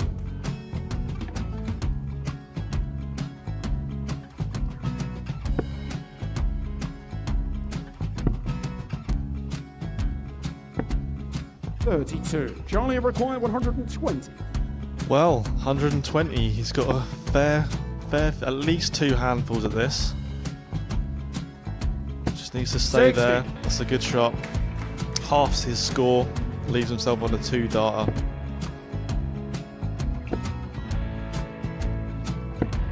$26. Charlie Time on his required side 60.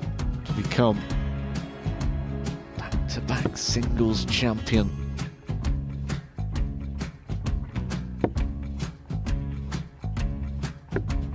$40. Definitely a couple of nerves in those last 2 darts, but he'll be coming back. It's a moment he's been in before this situation. Standing at the back of the stage, Charlie approaching the required hockey with a 20. chance to win the title.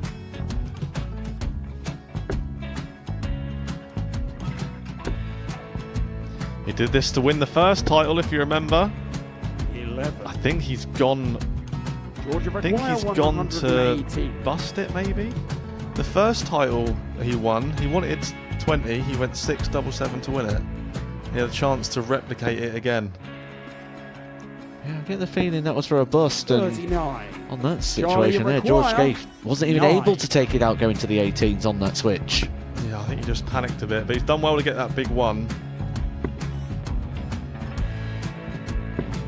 Sometimes can be the hardest part. Georgia requires This is it. 79. It's got to be 19s. It's got to be 19s for this shot. Big 20 and a double. He's got the first one. He's going to get a match dart here.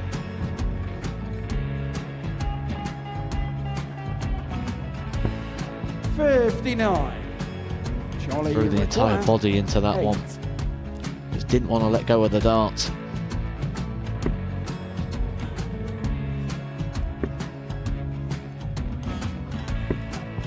No score. He's giving George a chance. Georgia require 20. I think George has been quite good on double 10 today.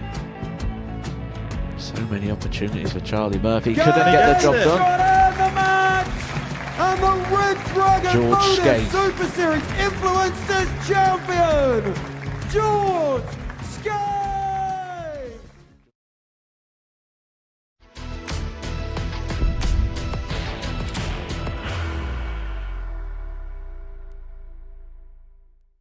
So, Andreas, how long have you been playing darts for? 31 years, I think, since '94. What got you into playing darts? When did you first pick up a set? Yeah, friends were playing, and I just go with friends and try it, and got stuck directly.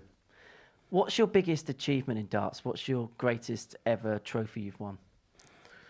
Should say Modus, Champions Week, and maybe the World Cup, European Cup, the gold medal for Sweden.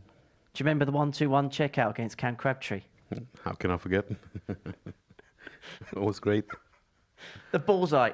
Did you know that was going in? No, I just hoped it wouldn't get in. So, What's the one thing you've done in darts that you haven't done and you'd love to achieve? yeah, play on get the tour card and try that one.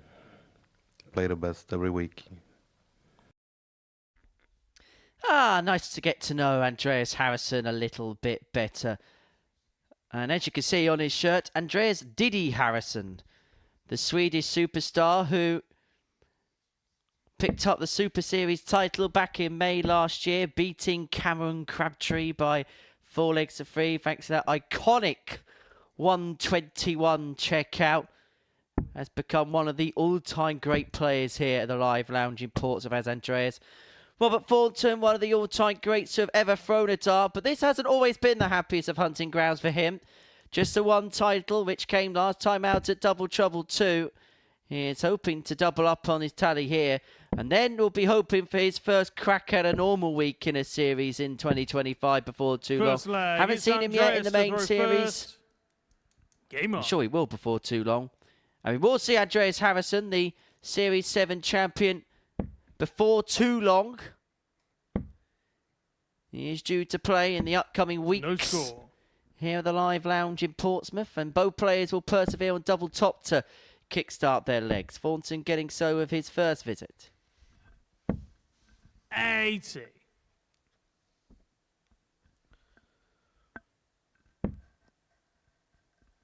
Well, we didn't think it would happen, did we, in regards to the table starting to take a little bit of shape, but it kind of is now. There is sort of a bit of a chasing pack, everyone's sort of close together. But Leonard Gates is starting to open up and extend at the very top of the table. Repeating the 3 wins at the end of yesterday's play. But what's interesting now for Leonard Gates is he's going to have to go against the 2 players that beat him yesterday. That being said, his line of performance significantly better. Certainly on the doubles. 2 games with 100% checkout rate. 140. And then getting in as well has been fairly good. 1-8-1-1 in his last game against Simon Whitlock. 85. Took Andreas Robert, you 8 require darts to get into this leg, which has 141. allowed Thornton an opportunity to break the throw right from the get-go. 55. Thornton will be back for 86 upon his return to get that opening leg break. 108. Well, he doesn't even want to finish, but Robert, at you least require make it feel as if he's 86. been competitive in this leg. Double 4. For the form. 78. Not to be this time, but when he returns, he could be under a bit more pressure than he was before. 45. Robert, you require 8. Well, he had the chance to really pile it on, Robert, but Andreas giving Thornton a bit of comfortability, but he won't feel comfortable about throwing a double 1. No score. Andreas, you require 131.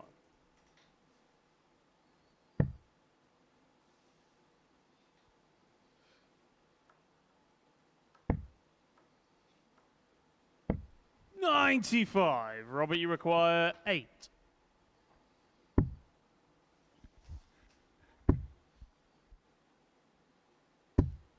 Game Well, shot clip off the first barrel with the leg, last Robert there. Thornton. Thornton manages to find the double forward to take an opening leg break. Yeah, that could have unravelled really Second quickly leg, there it's for Robert Robert to Thornton. throw That's a big first. dart, that one. Game on. It broke the throw, but also if he missed that, Andreas Harrison could have come back and ended up holding his throw in a leg where he was never even in it. 40. And it all starts to unravel very quickly in this short format. Big hit with that last start for Robert Thornton. That's inviting as well for Andreas Harrison. He just knew that was going to go in. 60. Perfectly sat just on the bottom wire. Allows him just to throw at the flight. It's the advantage of the flat angle of entry. There are pros and cons, but if you get it just underneath, you can just aim sort of at the V of the flight, just like that. Absolutely beautiful. 140.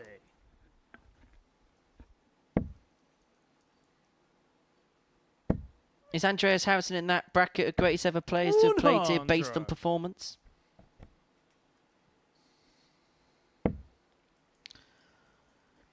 Certainly one of the more successful, 100. but I think to go in the category of some of the best players that have played here, you also need to have that CV and success away from this arena. 140. And the fact he's yet to pick up that tour card, I'm going to be harsh here, and I'm going to say 59. it's a Robert, bit you of a require fail. 124. He's a big favourite every year to get it, and he's just not getting it. Well, we saw how many times it took 84. Wesley Andreas, you Predier require to get a card, and he 142. didn't get his through Q School eventually. It was via the Challenge Tour, and I wonder whether that could be possibly where Andreas Harrison finds his card, because he's 30. got the quality and Robert, you capability of require finishing 40. inside the top two of that particular order of merit. Can Thornton merit a 2-0 lead? Double 5. 35. Andreas, you require 112. Harrison 112. We've seen 3 ton plus checkouts so far today.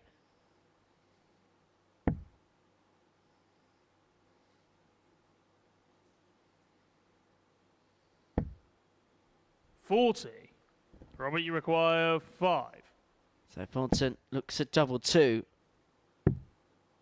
He's making heavy weather of a game which he could have dominated. Andreas Harrison Game hasn't shot had a on dart at second double leg, yet. Robert Thornton. But Thornton has needed 12 opportunities to build up a 2-0 lead. Third leg, it's Andreas. Well, to looking throw at the first. challenge draw, Andreas Harrison, Game number on. 29 at the moment in that order of merit, 3 times has drawn a blank. Challenge draw 1, 2 and 4, picking up zeros. 80. £700. He's not going to be getting any Pro Tour call-ups, you feel, from position number 29. And I do remember having a chat with him after the end of those events 80. over in Milton Keynes.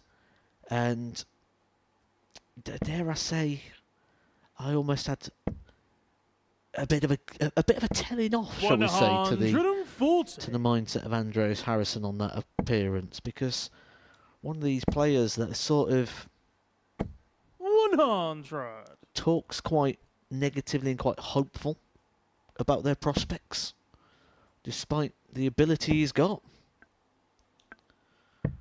91. Made a quarter-final of the last event, lost to Michael Flynn, despite averaging 102. But 97. as you mentioned, a lot of early exits. There was a top 2, 5, 6 exit. A top 1, 2, 8 exit. A couple of top 1, 2, 8 exits on that competition. Did lose to Poe Greaves in the last 32 of an event. But also quite worrying is some of the numbers he's punched in on that particular tour as well. There's a few 81. averages below Andreas, you require 70 50. in some of those events. Double 16 to bring it back to 2-1. Game shot on the third Back leg. to 2-1 it Andreas is. Thornton Harrison. with the darts here. Never works when you've got a plan B, C and D. And that's what Andreas Harrison has right now. Fourth leg, it's Robert to You throw need first. a plan. Game on. And that plan has to be single-minded and single-focused in regards to the destiny of which you're going. Henry, have you ever got in your car 80. and gone to go somewhere and never reached your destination? Regardless if you break down in your car, whatever happens, you start running out of petrol, 40. whatever happens on the journey, there's traffic, there's different things, Demorines instead. You go where you're going. 108. Sneaky free maxis.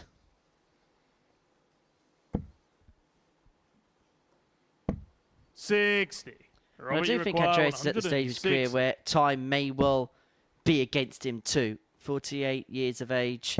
He's going to have to do it now if he's ever going to do it. It doesn't look like he's going to do it in this contest because Thornton's hit a 140 to leave himself on double 10 after just a dozen darts. 100. Robert, you require 20. For the match. Double 5. In it goes, and it's a win for Robert Thornton that moves him on to 8 points alongside Andreas Harrison. And it looks like maybe this group is going to be all about the battle for who's going to get into Group B because Leonard Gates is continuing to stretch a lead. Thornton, a 3-1 winner there against Andreas Harrison. It is Steve Beaton against Neil Duff on the other side of this short break.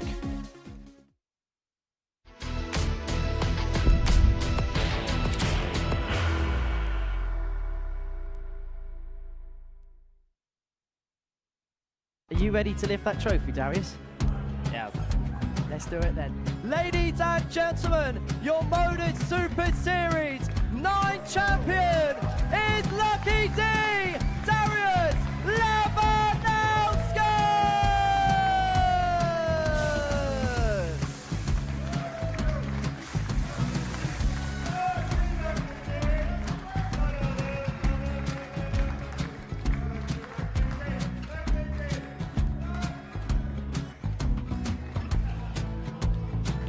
Well, what a wonderful night of darts we have seen, and we are ready. Our champion is ready, and it's trophy. So we seal the trophy. £25,000. The new Modus Super Series champion, the Terminator, Marvin Van Velzen.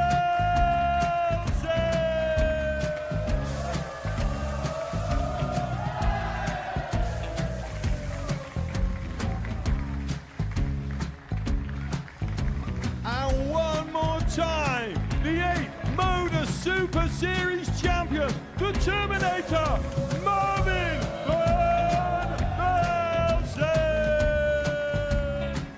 And the new Modus Super Series champion is Andreas Dirty Harrison.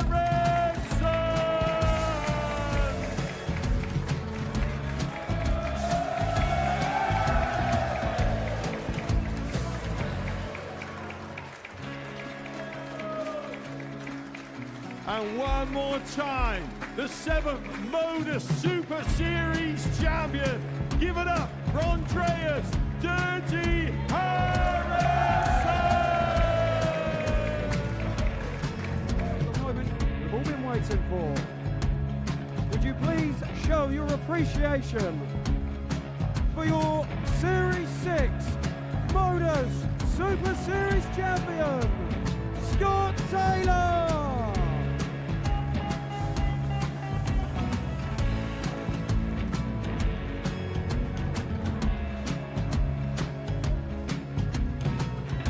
One more time, your new Modus Super Series champion.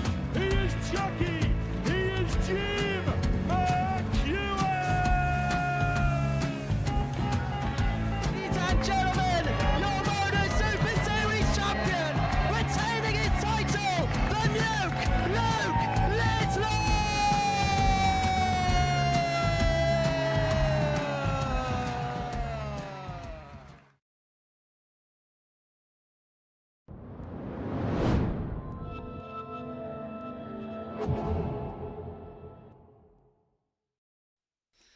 It's the Modus Live Lounge here in Portsmouth for the Modus Super Series on this Tuesday morning. Before the break, Robert Thornton got the better of Andreas Harrison by 3-1. And Game 9 sees Steve Beaton take on Neil Duff. It's another renewal of this glittering rivalry which is beginning to emerge in 2025 here at the Live Lounge in Portsmouth. These two met at the Legends League in January. And Neil Duff was, in terms of the head-to-head between the pair, the ultimate victor between the two, picking up a victory 4-2 and 4-1 on Monday and Tuesday. Beaton won the third meeting 4-1 to secure the Group A title. And then yesterday, Neil Duff won this game by 3-2. Just had a little bit too much. Steve didn't quite get out as quickly as he would have liked in legs. 32. But he's found a way through in the first visit here.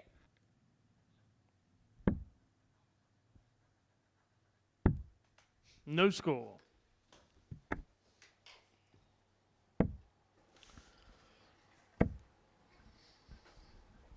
$100. On a normal week, you'd suggest that the start Steve Beaton's had would probably have lost his touch in regards to winning Group A, but I think this week the Group A threshold is going to be a little bit lower than normal due to the fact of the sharing of the points. Well, Leonard Gates is trying to do his utmost best to try and break the back of the group. He's on 12 points. He can stretch a 6-point lead at the beginning of the next round of fixtures if he can beat Andreas Harrison. 100.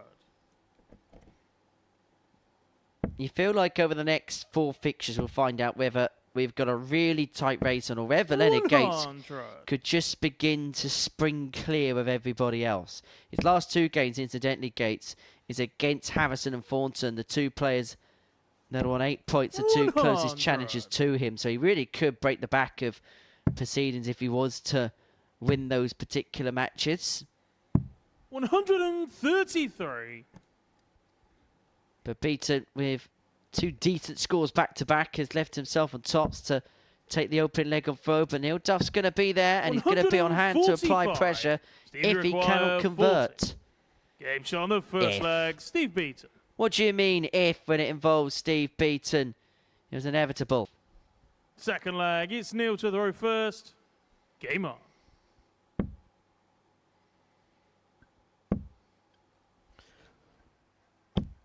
Have you got any insight for us, Henry? I mean, you're here most weeks, you see most of the groups. Where do you think that the cut-off's going to be in regards to winning this Group A? I think originally I thought 22, but I wouldn't be surprised to see 20. Well, yeah, I thought 20 yesterday, and I actually am going the other way around, where I'm thinking possibly it could go the other way, where if Leonard Gates continues and he goes through the card today, then maybe it is a 22 job. But I think 41. The truth about this group is there's been so many plot changes and plot twists that we're not overly sure what means what. Now, outside Leonard Gates, who's gone on a big winning run, he's on his last 6 games in succession. Everybody else has been cancelling each other out, which is great news for Leonard, because he could just do his job and he can be safe in the knowledge that everybody else is picking apart points from everybody else. It gives him a little bit of a cushion, a little bit of comfort. And you always felt as a group, if somebody could stretch away, they'd be able to stretch away a big lead. And that's what it looks like Leonard Gates is doing right now. He is right now, but when you look ahead and you think he's still got to play Andreas Harrison and Robert Thornton, the prospects of going through the cards still do look a little bit unlikely. And here's that double-edged sword, because he could easily lose both matches and then suddenly we could have 3 players maybe on 12 points at the end of the session. But conversely, if Gates can win both those games, you sense he's probably broken the back of the group. It's one of them sliding doors moments in this Group A. 100. Neil, you require 170. Now then, Neil. Oh, Neil. 64. Steve, you require 92. 92 for Beaton. To double his lead to 2. I haven't actually seen we haven't seen any other score other than 3-1 today. But Steve Beaton hasn't got the break. He's looking for the first 3-0 win of the session. And he's got the darts to do exactly that. It's Steve to throw first. Game on. To break the pattern. Every single game has been 3-1. 40. Which means any 3-0 wins could start to give you a bit of an advantage in regards to the leg column, the second factor in regards to positions of the table. And with that, I think it's going to play a big part. Leg difference will come into play in this group. I can 58. almost guarantee it. Have you seen a much better version of Steve Beaton today? I still stand by, I think we're going to see the very best of Steve Beaton towards the back end of the week, and that just comes down to the time of play. I think he's going to be more suited to a later start, whether that be a Group C starting at 1 o'clock or our Group B campaign that will start 10 o'clock. They come your way Thursday and Friday. Double bill of darts. 125. Yep, all 13 hours of it will be live on Pluto TV on Thursday and Friday. And then it will build up to its crescendo on Saturday, when we'll be with you from 7:30 p.m. to bring you the final of Double Trouble 3. And it's that man in your picture who won the first of them, Neil Duff, but he finds himself in a world of trouble here. Steve Beaton, 6 darts and 178 to see the match out. And he's going about his business beautifully, leaving himself on tops to complete a 3-0 success. He hasn't missed a dart at a double to complete a leg so far in the match. And if he can make it 3 from 3, 42. Steve it will be an immaculate 40. end to what has been a very good performance. Game Double shot top is and the fouled, match. and Steve Beaton provides the first 3-0 scoreline of the day. He beats Neil Duff, and it moves him on to 8 points in the group. It puts him just 2 within touching distance of Leonard Gates at the top, but he knows he's going to have to put on a real spurt towards the end of the day if he is to harbour realistic ambitions of winning the group. Steve Beaton has beaten Neil Duff by 3-0. Coming up after the break is Andreas Harrison up against Leonard Gates.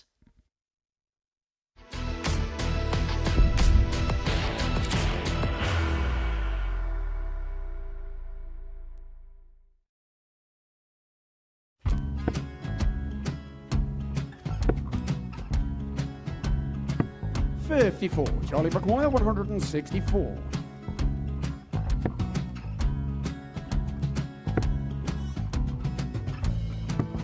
$44.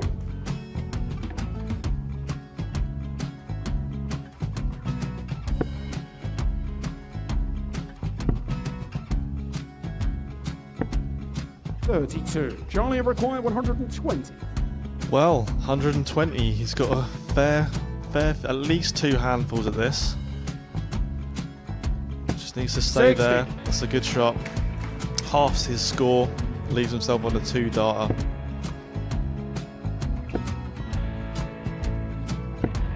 $26. Charlie Time on his required side 60. to become back-to-back singles champion.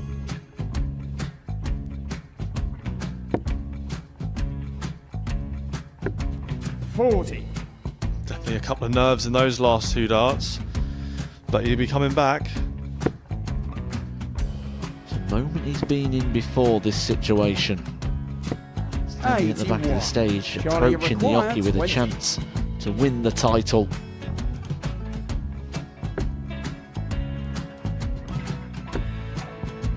He did this to win the first title, if you remember. 11. I think he's gone. Georgia I think he's gone to bust it, maybe. The first title he won, he wanted 20. He went 6-7-7 to win it. He had a chance to replicate it again. Yeah, I get the feeling that was for a bust, and 39. on that situation there, George Scaife wasn't even 9. able to take it out going to the 18s on that switch. Yeah, I think he just panicked a bit, but he's done well to get that big one. Sometimes can be the hardest part. Georgia requires This is it. 79. It's got to be 19s. Got to be 19s for this shot. Big 20 and a double. He's got the first one. He's going to get a match dart here.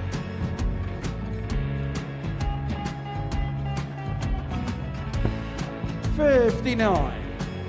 Charlie Threw the entire required body into that 8. one. Just didn't want to let go of the dart.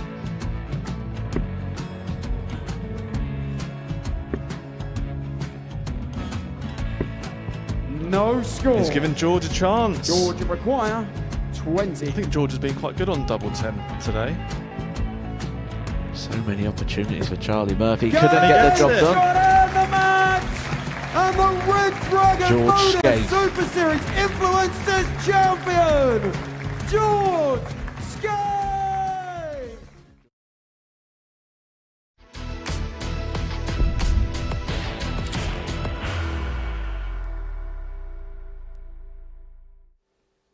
Welcome back to the Modus Super Series. We're 9 games down on this Tuesday morning.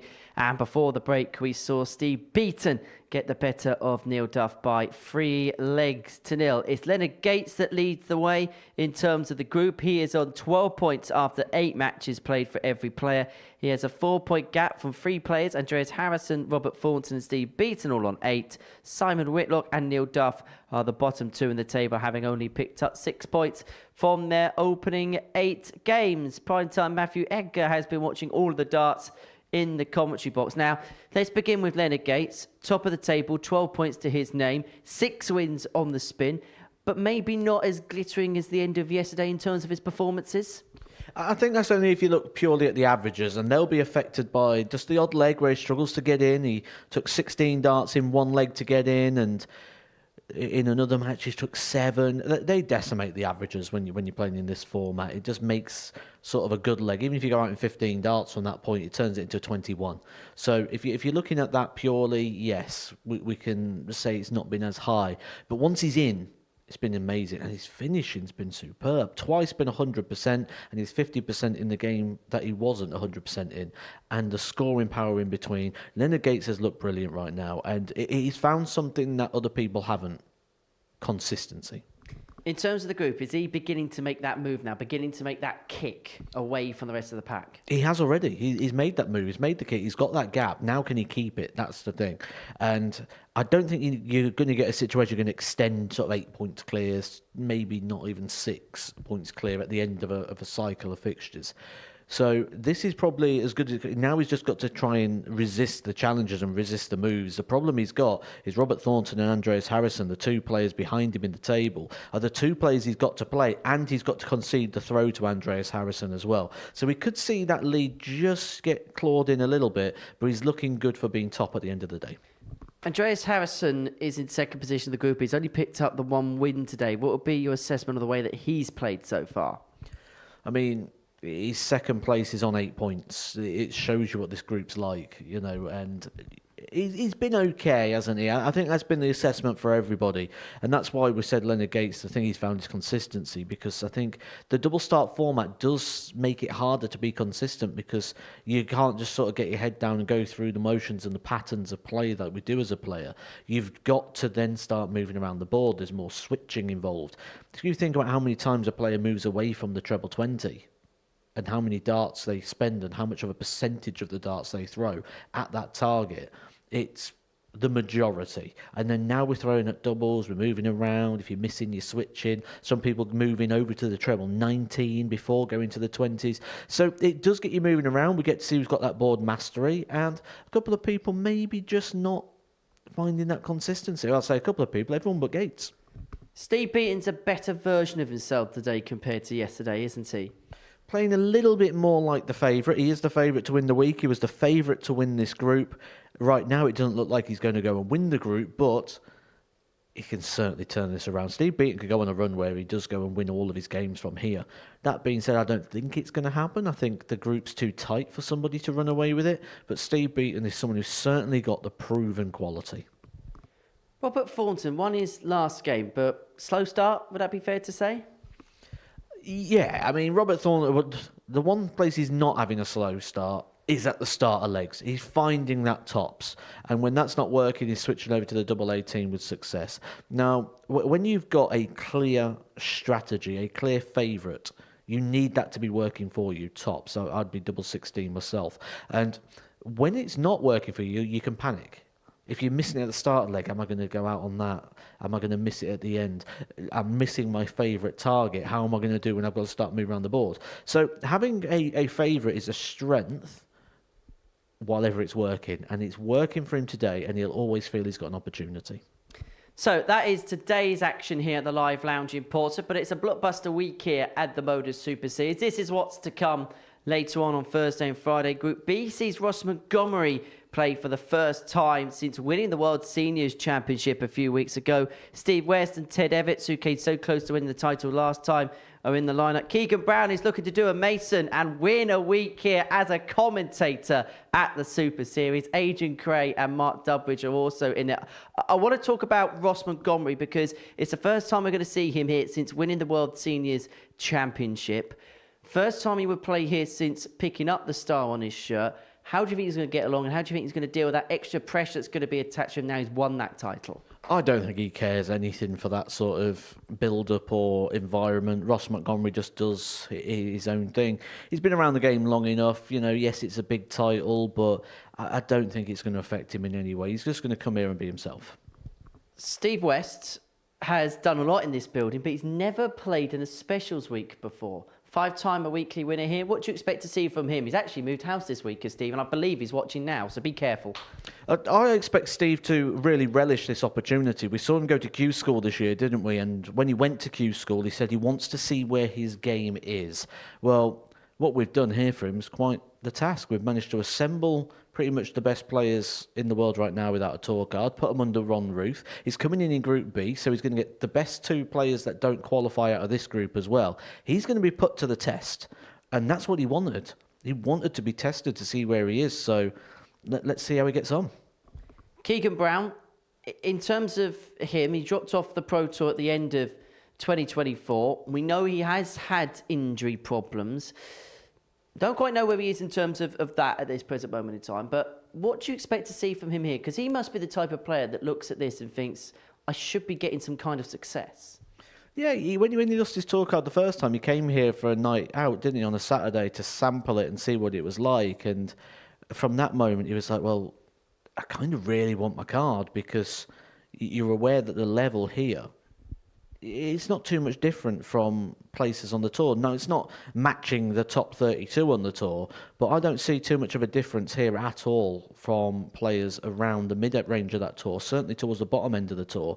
You could literally swap the players we've got here today for those, and it wouldn't make any difference in regards to the performance. So this isn't the ideal week to come and have a go at this, and it could be quite damaging if it doesn't go well. Well, this is what he has achieved in his career, Keegan.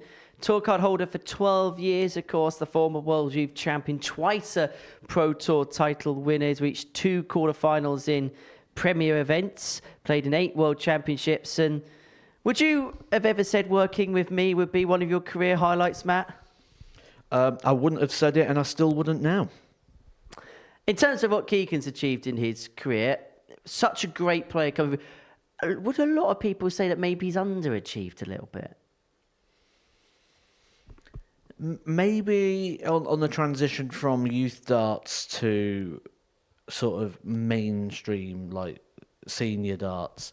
However, I think sometimes we can undersell and achieve. 2-time Pro Tour winner. That's quality. There are quality players that still yet to win a Pro Tour. And, you know, I don't think that's something that can really sort of get brushed under the carpet. That is a big, big achievement and shows real quality. Big game coming up here now. Leonard Gates against Andreas Harrison. Leonard wins this, he could really begin to stretch clear, couldn't he? It could start to get away, and the rest of the pack will be aware of that, and they'll be keeping an eye on this game, and they'll be hoping that Andreas Harrison can keep tabs on Leonard Gates. Be interesting to see how that pans out. It's Gates against Harrison. The race for Saturday night, and you could be here on any given Saturday at the Super Series. Have a look at this.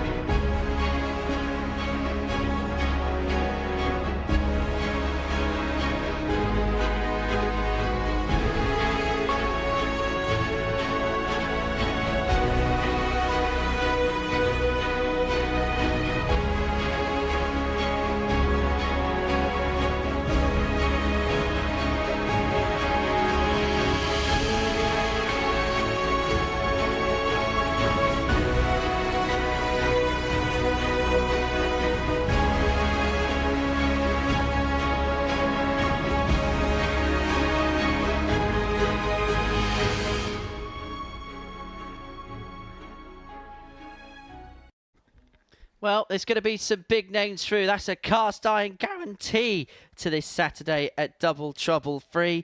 Andreas Harrison will be looking to be there like he was the last time he played this tournament. Leonard Gates looking to do so in successive Saturdays. Didn't quite work out in the main series for the Soldier, but is hoping that perhaps this change of format, change of scenery in terms of first to three, double in, double out, is going to be to his advantage, and he can cross the finishing line for the first time.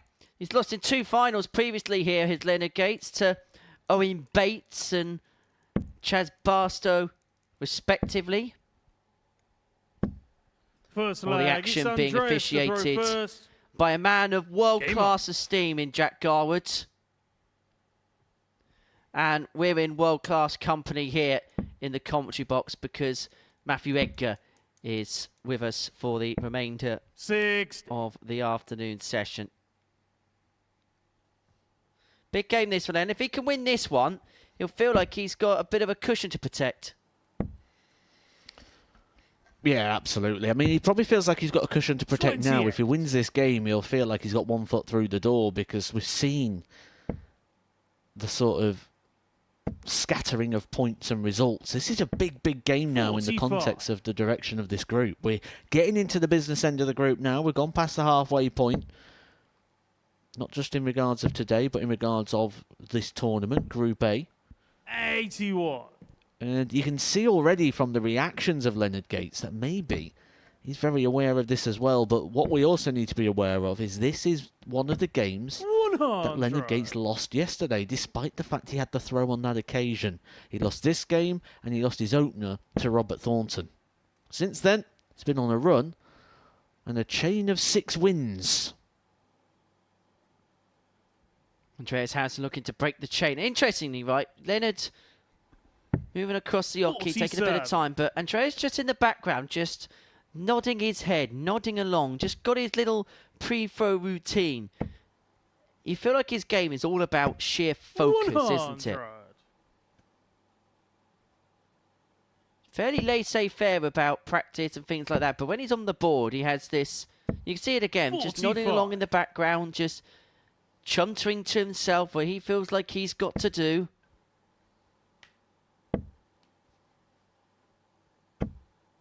$100.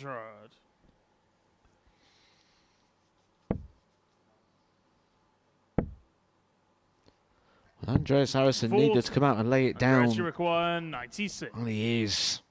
Time on his side here for the opening leg. I like that play. 56. A lot of people nowadays start going on things like double doubles. You run the risk of throwing the dart off the board.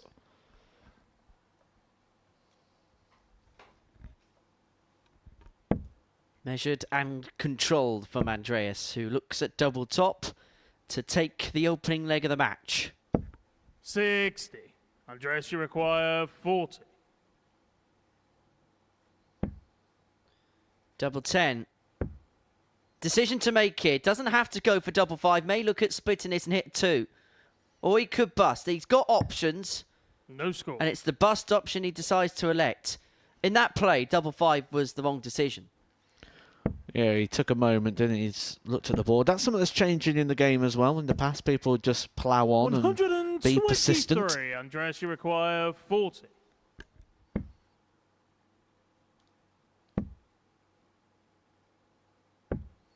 Well, he's ended up there anyway. Leonard, you require 77.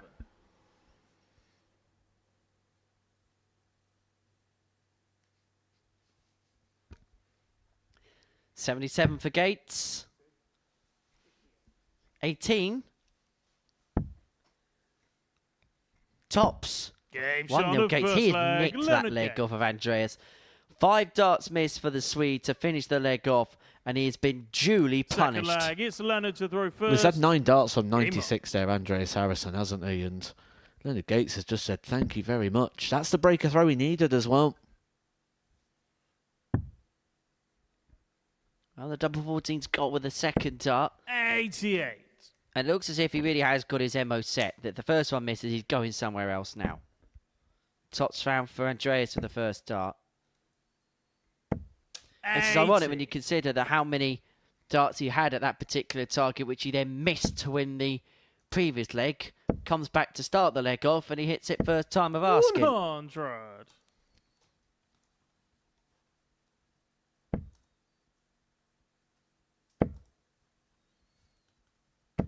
100.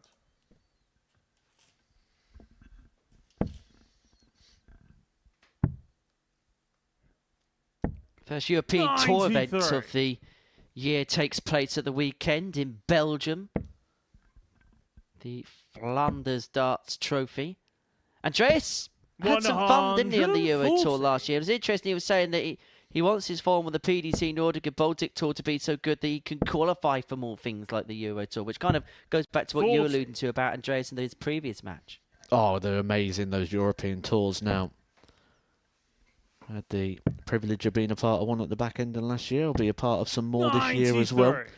And, oh, they're amazing. The atmosphere now, they're just like the majors. If anything, I'd say at times maybe even more 60. energy in the room Andreas, than you get at the majors as well. 88. It's just a festival of darts. Game A shot feast of second fine leg, finishing. Andreas Harrison. Andreas Harrison pins the 88 to level up at 1 apiece. Third leg, it's Andreas to throw first. Game on. Be a number of Super Series players of the past that'll be playing in that over the course of the weekend as 60. Andreas gets in second dart. And I've got to say, the cohort that's made the transition over, I don't know whether you agree or disagree with me on this, but you look at some of the players who were regulars here last year that played a lot in this building in 2024, really do feel like they have taken to the Pro Tour in the early 59. few weeks of the season quite comfortably. I suppose it's easy when you're in the honeymoon period. Well, what did I just say a moment ago in the studio? I firmly believe that you could take a large group 60. of players from the Super Series, put them on the Pro Tour, and it'll just be like-for-like changes. In some cases, it'd be improvements. 140.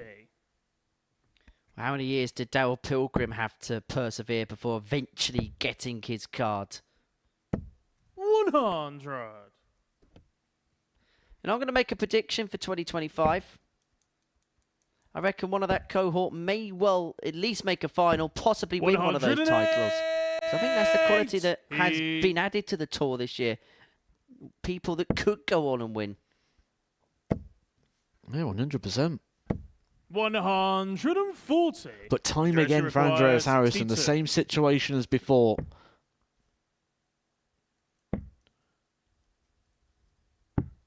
Game And this shot is of where third leg, you've either got a Andreas positive or a Harrison. negative mindset. You can sit there now and be positive and say, well, I've turned Fourth that one leg, around. it's Leonard to throw first. I'm now winning the on. game.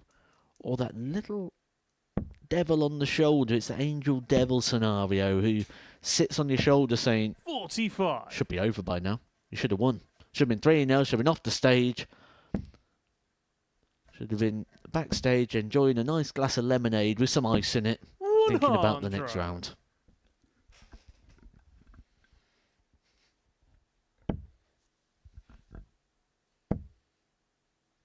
And what this would do in terms of denting the gap would be massive. But Leonard Gates is going to have his own say on things. 140. I feel like this is a big exchange. 85. Slip with the last has opened up the door here for Andreas. Couple of trebles here, and he is a big favourite to win this leg. One leaves a finish. 60. Unable to get, and so Gates has 6 darts here for 191 to take us to the last leg decider for the first time today.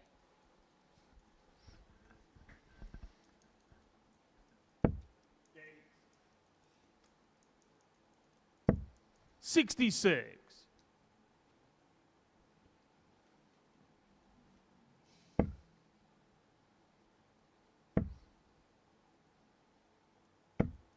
$95. Leonard, you require 125. So 125 here for Gates.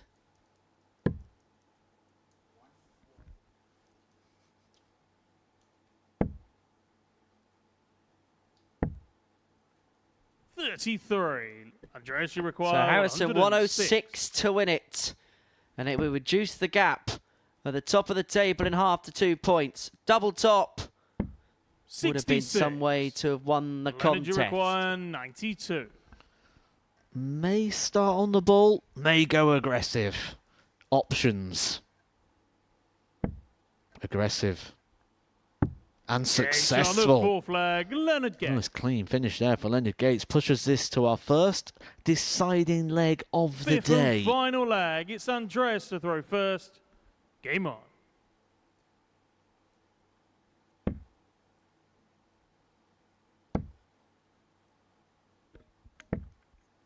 $63.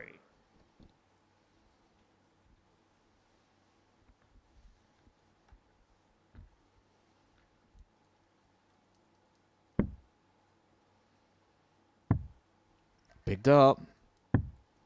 28. Big find. Had he missed that, Andreas Harrison would have a bonus shot here.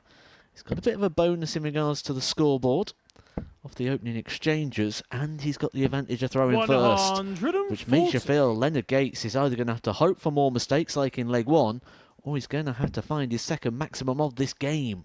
And he really is stamping down on that advantage, isn't he, Andreas? 96. Has the game in the palm of his hands. He missed the 106 to win it in the previous league. He actually won this game yesterday with a ton plus check-out of his own. He took out that 105. 140. 2 ton plus checkouts against Leonard yesterday. And a 3-1 win. And he's left himself on 158 and with plenty of time on his side. Plenty of time on his 81. hands to win this Andreas, you particular require contest. 158. 54. 54. Bullseye. I think the pause may have just offset him there. 125. Yeah, it's the most unnecessary way to go for 158 with your opponent back on 296, especially in our last leg shootout. We've seen it unravel for Andreas Harrison before. Gates now down to a finish. Andreas, you require 33. And he's going to have to spurn one here.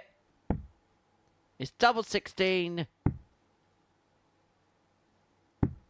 1. 2 match darts are come and gone in this leg. Leonard Gates comes back for 156. 156. If this goes, this will sting. And it would also be the biggest finish of the week so far.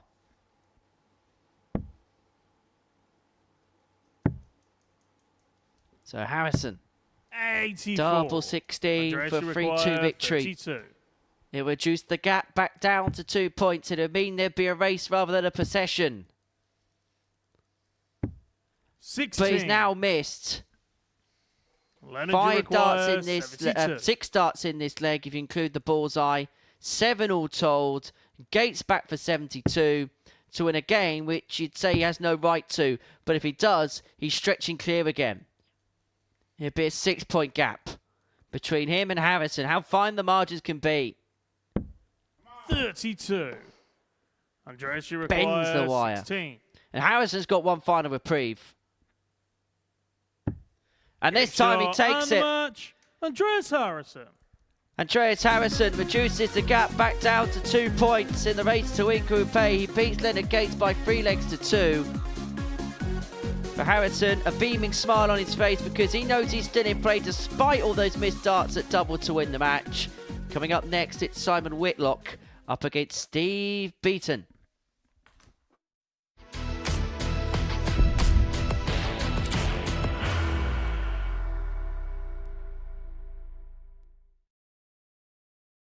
Are you ready to lift that trophy, Darius? Yes. Let's do it then. Ladies and gentlemen, your Modus Super Series 9 champion is Lucky D, Darius Lewandowski!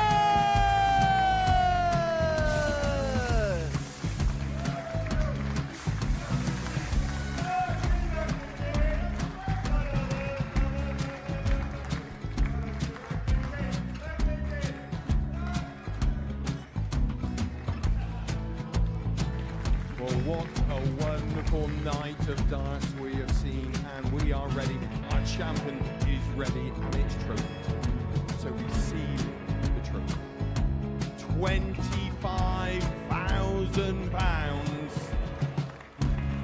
The new Modus Super Series champion, the Terminator, Marvin Van Velzen.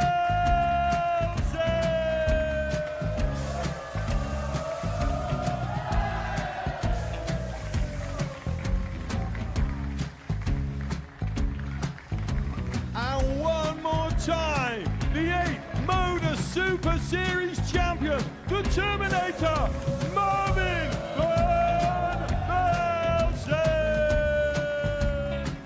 And the new Modus Super Series champion is Andreas Dirty Harrison.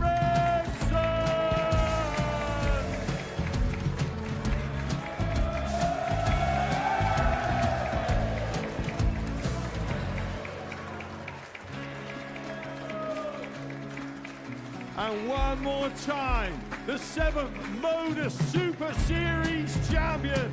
Give it up for Andreas Dirty Harrison.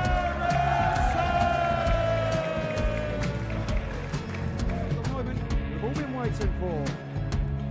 Would you please show your appreciation for your Series 6 Modus Super Series champion, Scott Taylor?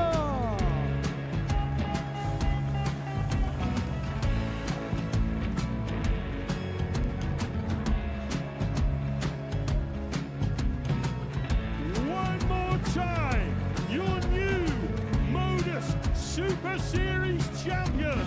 He is Chucky. He is Jim McEwen. Ladies and gentlemen, your Modus Super Series champion, retaining his title, the Nuke, Luke Whitlock.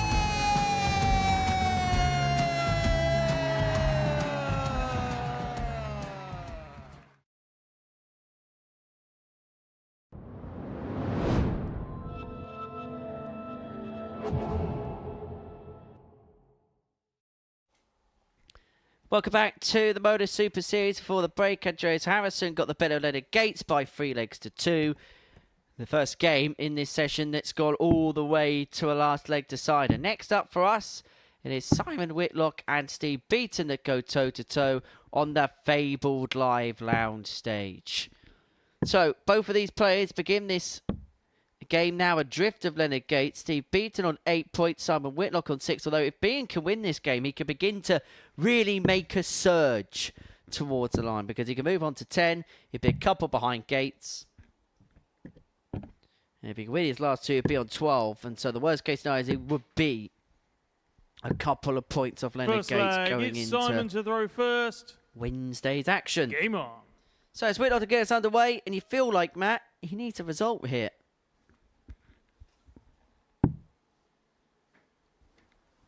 And just like this week was predicted to be, 32.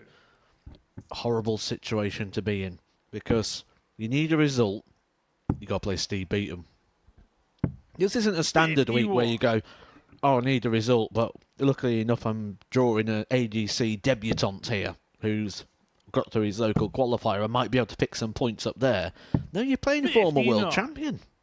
You're playing a guy who's just dropped off the Pro Tour. And if that doesn't go right, he's then got to take on the man who won Lakeside a couple of years ago, Neil Duff. And he's got to concede the darts. There's nowhere to turn this week. It's quality or welcome to Group C. 40. Well, now Simon is stuck with the same barrel, but has decided to change the stem and flight combination. The latest tinker to see what can yield him 59. success. In that respect, these are two complete contrasts and opposites, aren't they? Simon always looking for that extra 1%, where Steve Beaton has hardly changed his setup over the years. Consistency is the key to longevity. 140. And that's Steve Beaton in a nutshell. When you talk about the greats of 45. darts, you instantly go to the likes of Phil Taylor, Michael Van Gerwen. But just think of the longevity of Steve Beaton. 60. Think of all the players he's seen come and go while he's held his position. He'd have seen them all go flying past him, and you'd have seen them all go flying straight back Simon, down you just require as quick. 170. Seen it, done it, and won it. I mean, think of someone else who's got real longevity in this sport. Kevin Painter, Mervyn King. And I'm already starting to run a little bit dry. Maybe on the BDO side, Martin Adams, but there's not too many that have had the career such as Steve Beaton in terms of how long they've been at the top level for. And that's what we're talking about here, the top table. Dining out at that top table. Dining out with the best in the world. Well, put it this way, Simon Whitlock, as he goes for the double nine. Steve, Simon's had a career at the top table for about 17 years, and we call that long and distinguished. But if you put that by comparison to how long Steve's been on the scene, it's hardly anything. Steve to throw first. That's how long he's been around. I mean, put it this way, we're talking about Steve Beaton's titles being back in the mid-1990s. 71. We're talking about his World Grand Prix bets being 2004. It's not us saying that he's over the hill, not by any stretch, but what we're saying is that's how long he's been around and been playing at the peak of his powers for. And a lot of the times we'll assess people by their titles, absolutely. We'll look at people. 96. That's the deciding factor. Ultimately, everyone's trying to win titles, aren't they? But also, alongside that, there's that sidebar of people want to be a professional dart player. 58. Steve Beaton has held on to that pretty much his entire life. We see people come and they have a 5-year stint, a 10-year stint. It's not a sport traditionally where people have a long period of time at the top. The turnover is huge. I've mentioned this already this week. Look at the UK Open just 2 years ago. 96. Richie Burnett, Adam Gavlas, 2 players who reached the last 8, the quarterfinals and the semi-finals, don't even have a card anymore. That was 2 years ago. 57.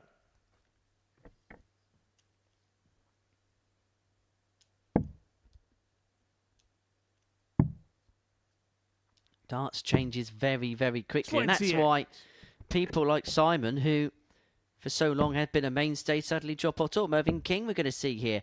There was only 4 years ago that Mervyn King played in his last major final at the Masters. He lost out to Johnny Clayton. If he won that game, it was an eliminate for the Premier League. Would have been in that. 134. Whitlock was in the Premier League as recently as 2018. Triple 14 is found, so it's double 16 for 2-0. 62. Simon, you require 153. 153 isn't going to go. Beaten back for double 8 for 2-0 lead. 57. Steve, you require 16. Game shot on the second clips leg. off the barrel, 2-0 Beaton. And perhaps one of the biggest surprises in terms of Steve Beaton's career. We talk about all the things he has done, and he's done a lot of good things. Game on. But it's the biggest surprise that Steve Beaton's never played in the Premier League. I don't think so. Just of where the Premier League came in regards to the relationship of the career of Steve Beaton, it was just not the right timing, I don't think. 70.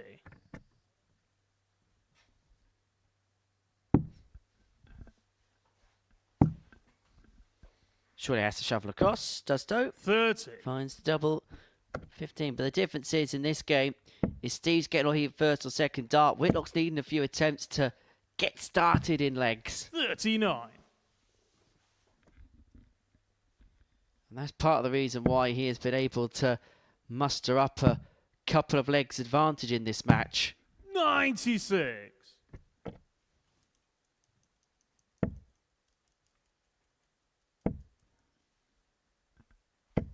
85.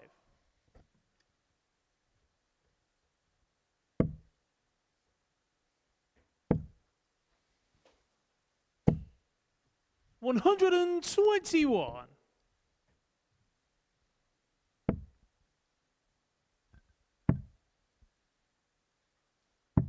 96.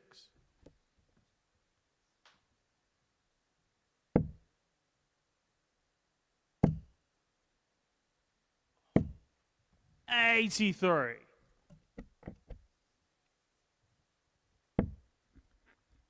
Beaton now closing in. 6 starts on 2:11 to claim a 3-0 success. And he's left himself on 1:11 to do exactly that.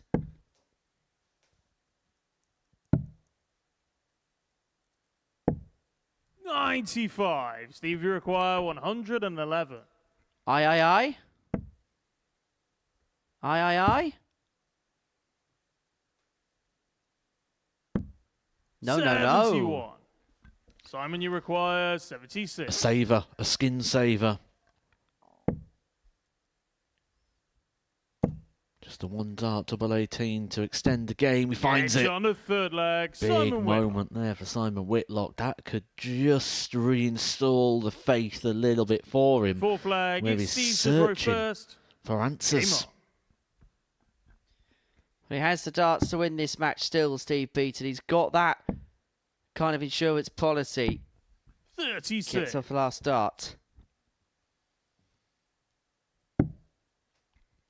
But Whitlock for the first time in this game away, first time of asking. 109. And suddenly Steve Beaton's being asked questions.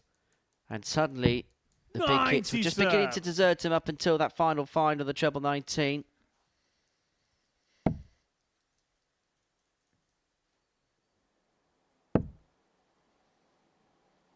Steve loses this. He'll feel in terms of the table, this is a big opportunity missed.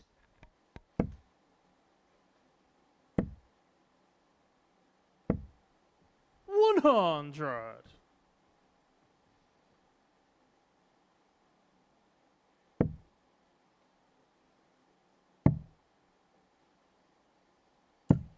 $58.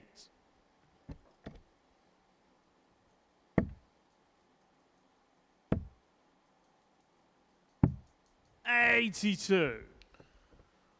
Opportunity still here for Simon Whitlock if you can find a big visit here. A couple of trebles would get him down within range. 57. Doesn't leave a finish though, and there the shots, there the opportunities that peak Simon Whitlock would have pounced upon. 92. And so Beaton left on 94 to win the match. What pressure can Whitlock provide here? Well, that should be nice for one. Well, peak Whitlock would probably have smashed in a 140 there. 94. Beaton 94 for the match. Double 20 would have left double 8. But this would be some way to save it if Whitlock could find the 144. Simon, you require 144.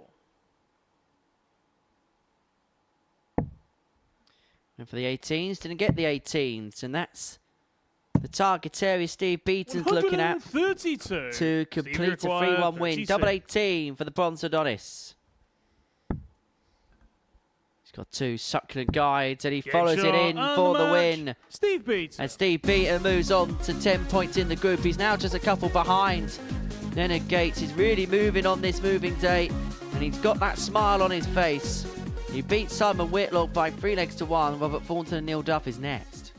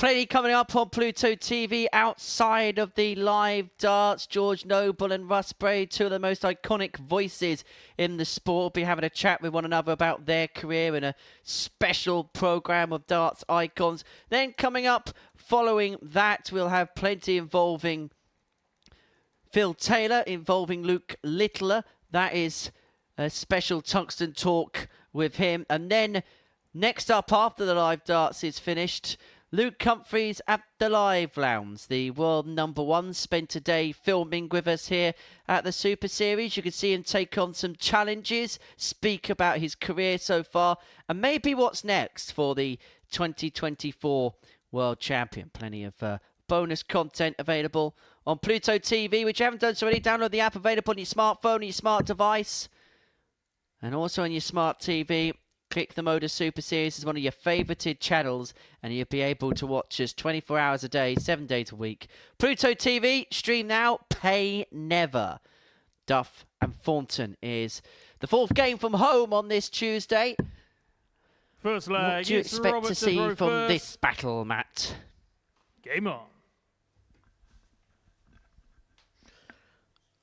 I think the interesting thing here is, well, the interesting factor is the Neil Duff factor. We know what we're getting from Robert Thornton. Robert Thornton's been good. He's been solid. He's been consistent. All his averages today have been over the 80. But Neil Duff just needs to find that control of the dart. Once he gets that right, he can then start to look at where they're going. But at the moment, I think he's working the opposite way round. Is it feeling like a performance that we haven't really become accustomed to of Neil Duff, at least in recent times anyway?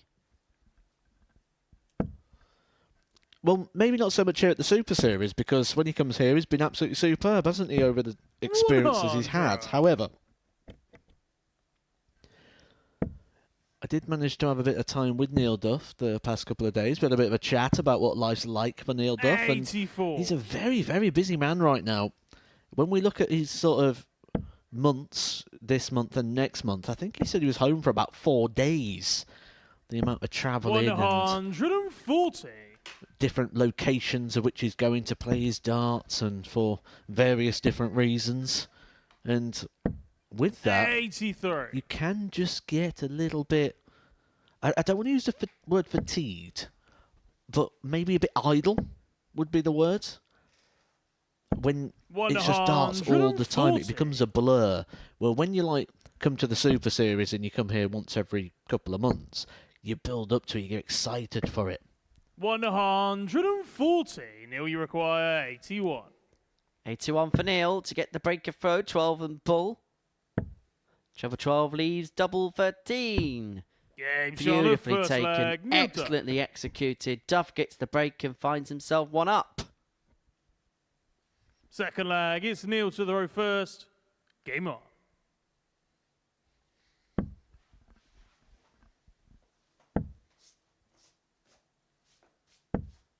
$103. Thornton off first dart, just like his opponent in this second leg. 120.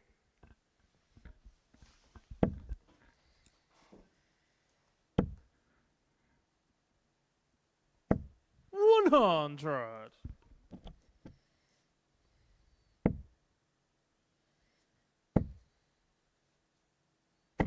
$108. Well, Thornton has been the maximum magnet so far this week. Had 6 over the course of yesterday so far today. That's his 4th. And of course, you're always going to have one less opportunity to hit big because you've got that doubling element. So actually, that is that is a very good display, shall I say.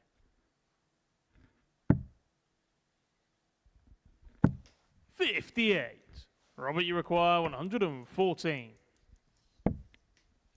Treble 18. Leads himself tops 94. to level up, but he does have time to his side to square this game up and to get the break back.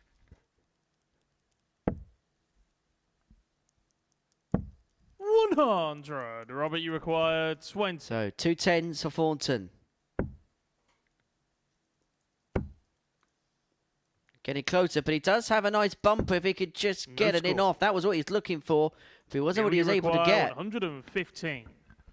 One treble for Neil Duff. Oh, interesting.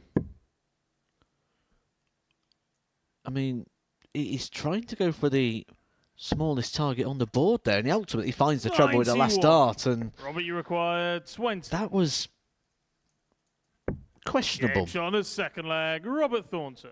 Almost as questionable as that little shuffle he had as well.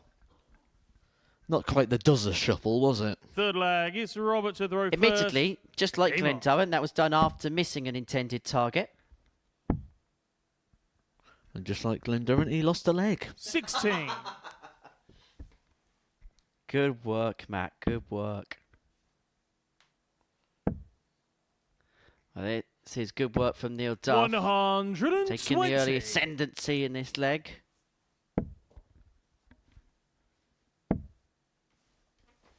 That's coming up in the next couple of 41. weeks, isn't it, Isle of Man?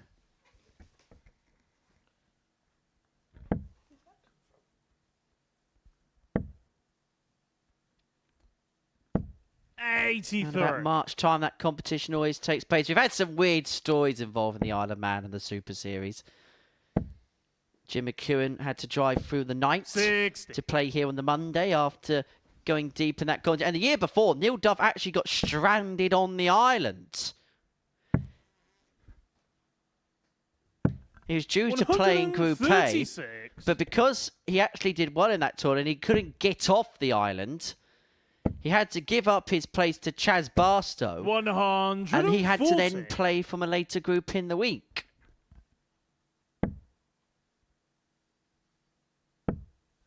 You ever been to the Isle of Man, Matt? No, but I know it's one of the most popular ones on the calendar. A lot of people really enjoy that one. I'm sure it'll be very well supported once again. Honestly, if you get the chance, do so. It's one of the 94. best Neil, you places require to 62. go for darts. Double 16 for Duff for the break in 2-1. 30. Robert, you require 150.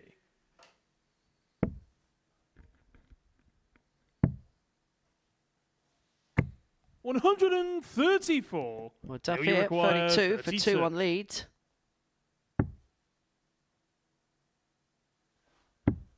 Game shot on Double the eight is third found. leg. Neil Duff Duff. breaks again and has the throw to win the match. Fourth leg, it's Neil to throw first. Game on. Interesting, we were having a chat with Robert Thornton this morning. And I think one of the things that I found really interesting was when he was talking to us, 80. was he was talking about having that fire back in the belly again. That maybe after there was a period where he was enjoying darts, but maybe that 36. vigour and determination wasn't quite there. But he's got that bit between his teeth once more, and maybe could look at challenging at the top table once again. 100.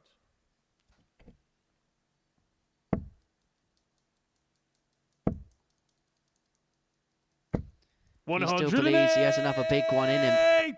He Twice World Seniors champion, won the match play in the seniors as well. Top of course, World Grand Prix, UK Open, and 81. World Masters triumphs.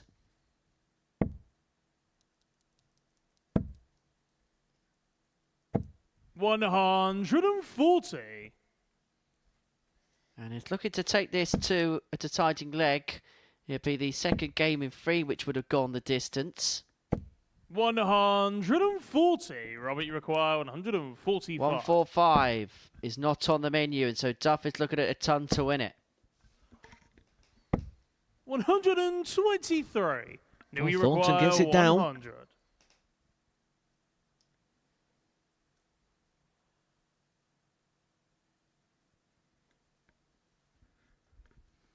Takes a step back, and now he composes and looks at tops. He's got the first of them. Thornton shakes his head. He expected it to go, and it truly does. Neil Duff. A big win for Neil Duff, but a bitter blow for Robert Thornton. That gets the Duff man up and running, and it means that Thornton, Duff and Whitlock, the bottom 3, are all on 8 points. Robert's missed an opportunity to close the gap. And it looks like now we've got a table of two halves. But have a look at that. Have a look at them numbers. What a tie we saw there. Possibly one of the games of the week so far. Both players averaging above the 90 mark. Haven't seen that too many times this week. But it is Neil Duff that prevails, a 3-1 victor over Robert Thornton. We're off for a short break, and when we return, Steve Beaton's going to be in action for the final time today. If he wins this, he'll move on to 12 points. He would won 4 out of his 5 matches if he can get the better of Andreas Dirty Harrison.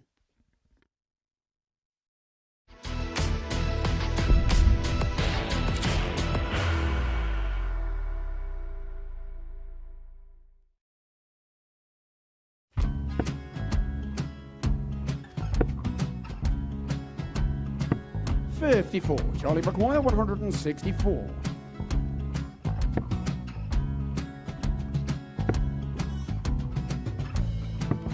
$44.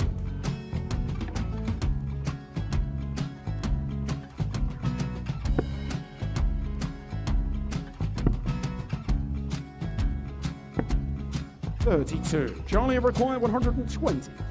Well, 120. He's got a fair, at least 2 handfuls at this. Just needs to stay 60. there. That's a good shot. Halves his score. Leaves himself on a 2-darter.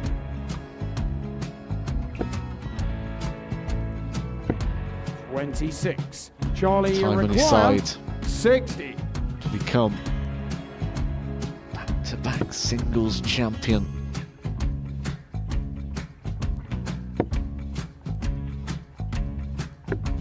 $40. Definitely a couple of nerves in those last 2 darts. But he'll be coming back. The moment he's been in before this situation. Standing at the back of the stage, Charlie approaching the required Yoki with a 20. chance to win the title.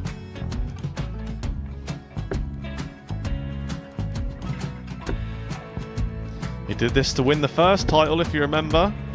11. I think he's gone. Georgia I think he's gone to bust it, maybe. The first title he wanted 20. He went 6-7-7 to win it. He had a chance to replicate it again. Yeah, I get the feeling that was for a bust. And 39. on that situation there, George Gage wasn't even able to take it out going to the 18s on that switch. Yeah, I think he just panicked a bit, but he's done well to get that big one. Sometimes can be the hardest part. Georgia requires This is it. 79. It's got to be 19s. It's got to be 19s for this shot. Big 20 and a double. He's got the first one. He's going to get a match dart here.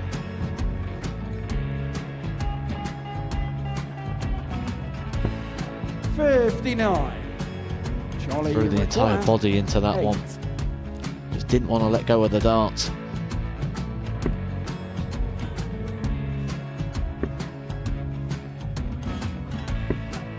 No score. He's given George a chance. Georgia require 20. I think George has been quite good on double 10 today.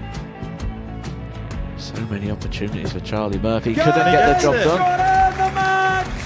And the Red Dragon George Modus Skate. Super Series Influencers Champion, George Skate!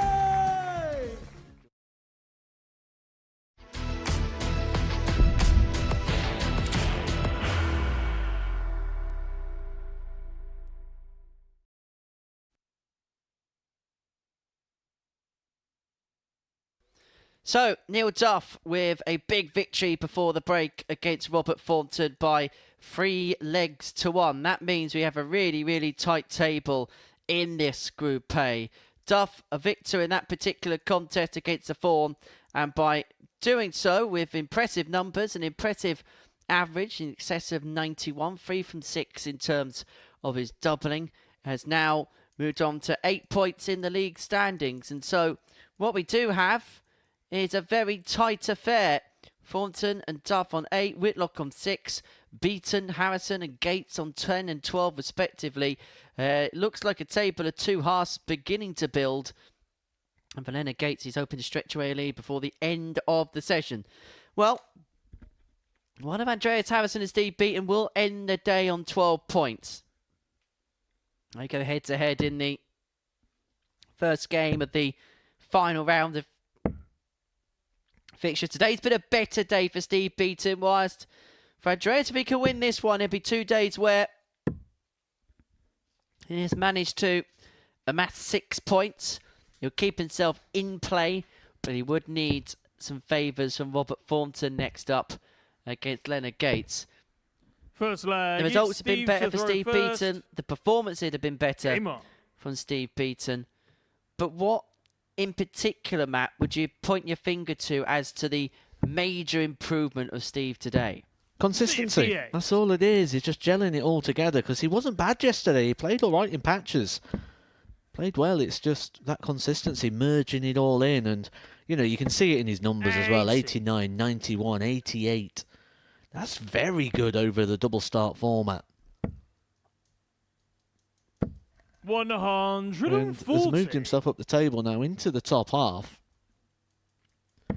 And this really does become a battle of who's going to try chasing down Leonard Gates by the end of the day.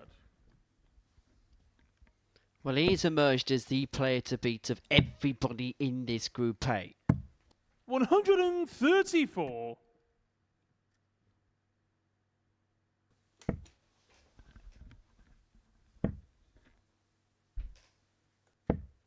26.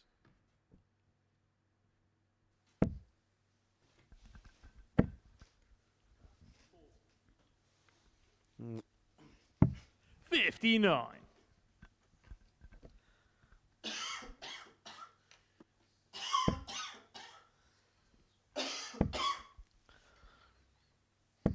60.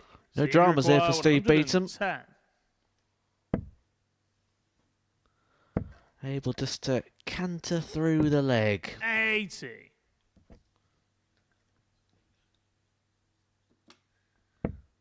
All the time in the world. It's a Sunday stroll 39. through the park. Steve, you require 30.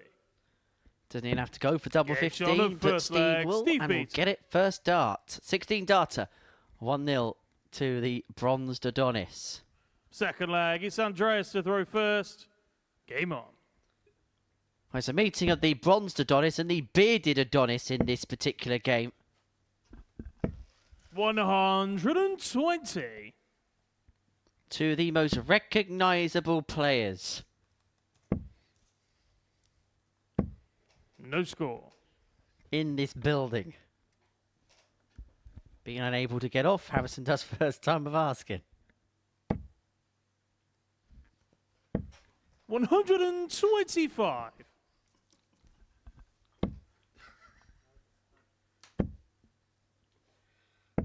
100.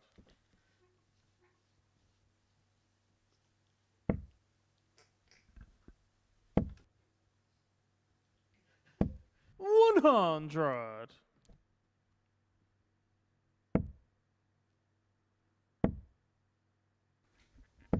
100. Andreas, you require Harrison has got 156. time and space from this 156. 60.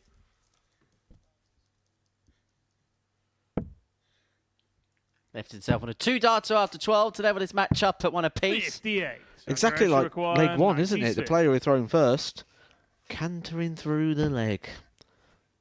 I think I described it as a Sunday Gets on the stroll second through the leg, park. Andreas Harrison. Well, we're getting more legs like that today, aren't we? 15s, 14s, 5-visit legs. Third The leg, it's Steve to standard throw overall first. has Game improved on. today in comparison to Monday.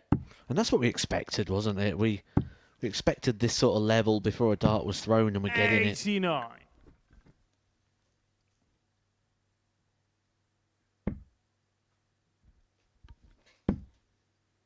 Well, the first leg that Andreas hasn't got off first No start, and he score. hasn't got off first visit either.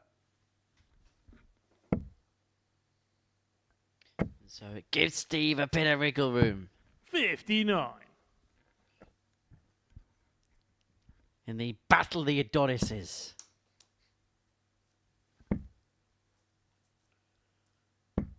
40. Off and running eventually, Andreas.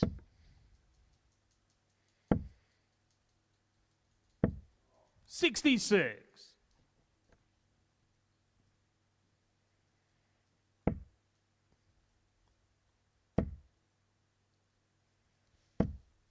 100.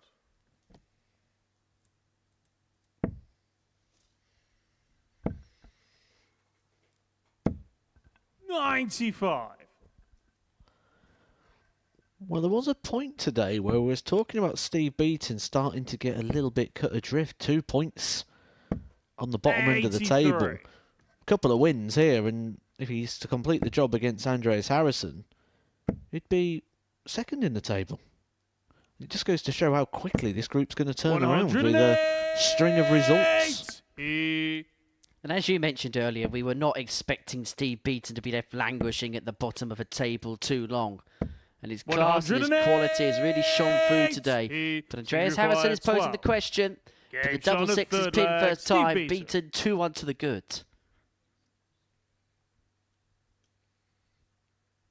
Fourth leg, it's Andreas to throw first. Game on. Steve Beaton actually, once upon a time, spent some days sat in comms booths just like ours, Matt. 160. Once upon a time was actually one of the original cast of the ITV Sport commentary team when they took on PDC Darts back in 2007.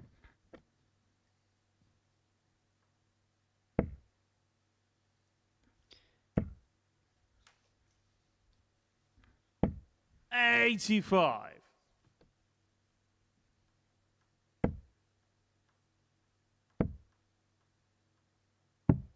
78. You can get into these habits as well where you sort of overemphasize the legs with the throw and then you sort of go through the motions against the darts. It's a dangerous sort of mindset to get trapped into.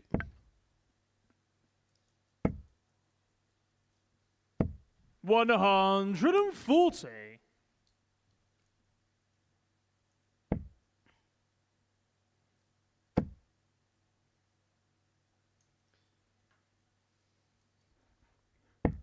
Oh, big last start that. Because if that goes awry, Steve may just be licking his lips a little bit, but that leads him on a single to double after 12. Potential 14 dart hold here 95 to take us all the way 56. to a deciding leg. 16 leaves double top. And double top seals a 14 darter to take us the distance. Fifth and final leg. It's Steve to throw first. Game on.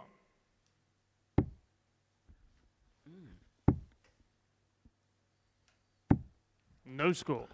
Ooh, problems for Steve Beaton, just handing his throat to Andreas Harrison. Can he cash it in? That's tricky. That's why hitting the flight on the way through. 36. Sensibly and wisely moves away. He's in. As two is Beaton. And what a start once he got away, Steve Beaton. Everything that went wrong in the first visit, he's kind of made up here. But Andreas is putting his foot to the floor.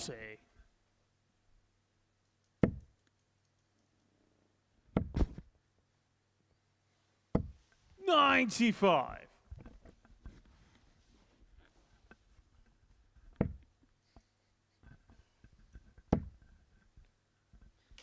Well, you wouldn't be surprised if the players had ran out of gas in that particular situation, but credit to the pair, they are really motoring towards home. 83. Wayward last though there. Let's give Andreas Harrison a little bit of hope if he can find a big visit. Can't even leave a finish. 40. Unable to capitalise on that slip there for Steve Beaton, and just like in the first visit, he made the mistake once, 95. He will not make the mistake twice. Gets himself down to a finish for what would be an excellent day here for Steve Beaton, and a run of 4 wins in a row after losing 4 matches in a row. Some turnaround. Requires 79. Some full guide. Double top. 59. Doesn't go. Well, if this goes, then this would be up there with some of Andreas Harrison's greatest hits in this building. Just clips off the barrel, and so Beaton will be back. 82. Well, they say it's not how you start, but it's how you finish.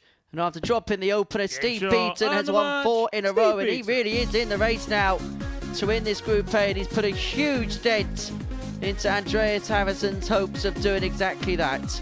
Beaton, a 3-2 winner. After the break, it's Leonard Gates and Robert Thornton.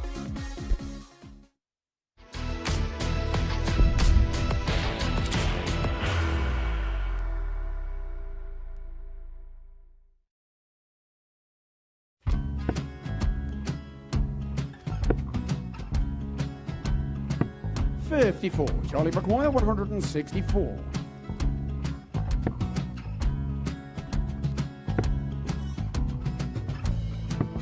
$44.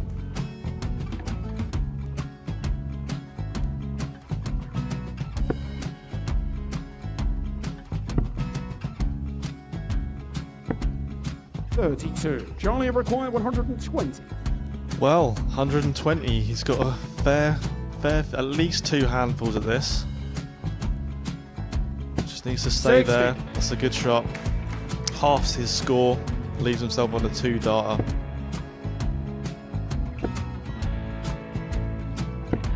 $26. Charlie Time on his McGuire, side 60. to become back-to-back singles champion.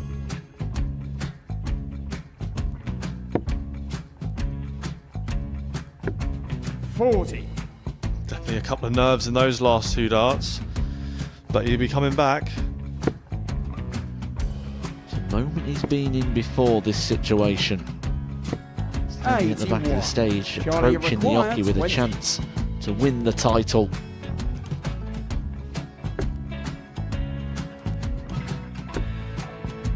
He did this to win the first title, if you remember. 11. I think he's gone. Georgia I think McGuire, he's gone to 118. bust it, maybe. The first title he won, he wanted 20. He went 6-7-7 to win it. He had a chance to replicate it again. Yeah, I get the feeling that was for a bust. And 39. on that Charlie situation there, George McGuire, Gay wasn't even 9. able to take it out going to the 18s on that switch. Yeah, I think he just panicked a bit, but he's done well to get that big one. Sometimes can be the hardest part. Georgia McGuire, This is it. 79. It's got to be 19s. It's got to be 19s for this shot. Big 20 and a double. He's got the first one. He's going to get a match dart here.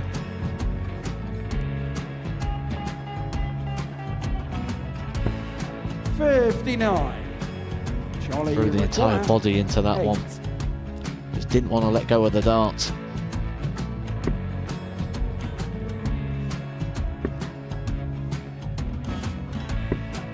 No score. He's given George a chance. Georgia McGuire, 20. I think George has been quite good on double 10 today. So many opportunities for Charlie Murphy. Got Couldn't get the job done. Got out the match! And the Red Dragon George Modus Skate. Super Series Influencers Champion, George Skate!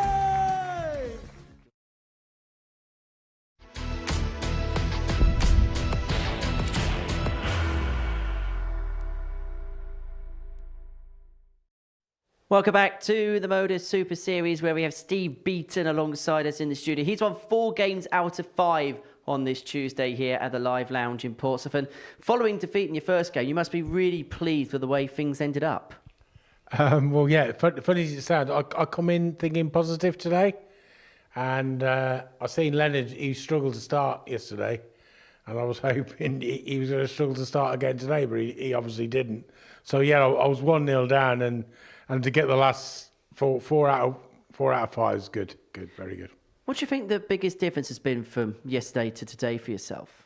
I think a lot of them settled down a bit. They've all got a bit more used to it now. They're starting off a bit better. Yesterday was a bit like, because it's shorter format, 5 legs, and you know you got to get in quick. And I think maybe we were a bit jittery yesterday. Maybe I didn't come in with a positive attitude that I need to do. And today I was a different person. I was coming in positive. Although I got kicked down the first game, I thought, right, I've got to win the next 4. But You've played a lot of double in, double out darts in your career, but even if so, every single time you play it, does it still take that little bit of time of working into the new format? Yeah, it's frustrating really because you're on the wire, and if it's the other side of the wire and then 6 starts later you're still not off, and it is a bit of a mental challenge, yeah. And it's one of them games. If you can find the double straight away, you're laughing. But if you're not, then it can be a little demon in your head, really.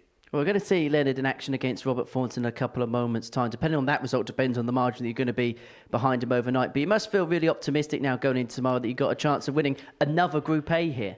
Oh yeah, I'd love to win a Group A. Yeah, again, yeah. I mean, it was the Legends last time. This is doubles one, but yeah, I am trying. I mean, it like I say, it's very hard. It's early start. You've got to get yourself prepared, and yeah, you've got to be there from the kickoff, really. And that's where maybe I'll let down yesterday, and hopefully tomorrow. I'll tell you one thing we have seen from you over the course of the last couple of days. That smile on the face hasn't gone, has it? No, I'm loving this. I've got to hands up to Jason. He said, come across, do the Modus and all this lot, and just do your retirement. And yeah, I'm loving it. I think it's absolutely brilliant. I think the setup here is brilliant. I think what the job you're doing is absolutely great. And yeah, I'm looking forward to the next year or two. Yeah, I'm really enjoying it. Yeah. Well, Steve, great to have you here. Thank you so much for your time as ever. Next up for us is Leonard Gates against Robert Ford. So I'm going to make the trip over to the commentary box to join Matthew Edgar. Steve's enjoying it, and you can leave here happy today. 4 wins in a row, turning around his form after 4 defeats. It was Leonard Gates he eyed up at the start of the day, and it's Leonard Gates that they're all eyeing up now, the man at the top of the table. But Steve Beaton giving him a bit of company there in the points category. If Leonard Gates wants to leave here today with any form of comfort at the top of the table, he's going to have to do the job over Robert Thornton. First leg, it's Leonard to throw first. Game on. Robert Thornton's played significantly better than what he did yesterday. And yesterday he picked up 3 wins. Today, only picking up the 1. That one came in match number 3 for him when he beat Andreas Harrison. But Robert Thornton will probably be wondering and pondering and scratching his head in regards to where the results haven't appeared today. That last game, 92-11 average. And he lost by 3 legs to 1. He's averaged 84 and lost by 3 legs to 1. When we look at yesterday, he averaged 77 across the day and won 3 matches. 6. Today, he's going to be running sort of mid-80s, putting 8 points on his stats. And only 2 points to show for it so far. 66.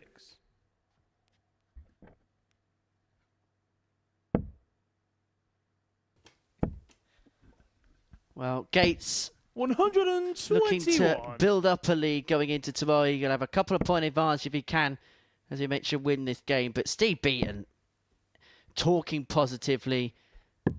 And I think if he's in a positive frame of mind in this format against this clientele, he is a dangerous player to try and dislodge. 140. Robert, you require 107. Sure, he won't be racing back to the accommodation. He'll be watching this. He'll be wanting Robert Thornton to do him the favour. Leonard, you require 80. Well, 80 for Leonard. 20 for Tops. Tops it is. 60. Robert, you require 36. And so Thornton looking at double 18 to take the opening leg.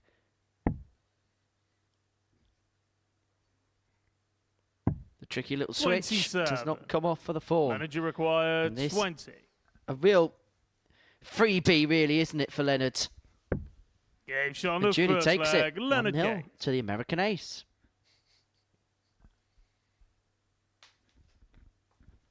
Second leg, it's Robert to throw first. Game on. Thornton once again off first dart. 120. Not going to find back-to-back maximum starts, though.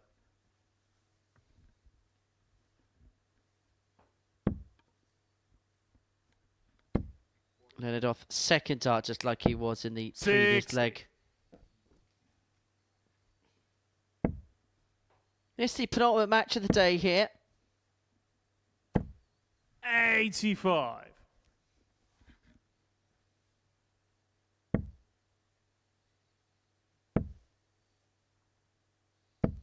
And we'll be back 45. tomorrow from 9:30 to see how Group A concludes. I think tomorrow's going to be a great showdown, isn't it? We've really had a great starter over the past couple of days, but tomorrow we're going to get the main course and the dessert all rolled into one, all to play for in regards to every single position in the table. You thinking about that all-you-can-eat buffet again, Matt?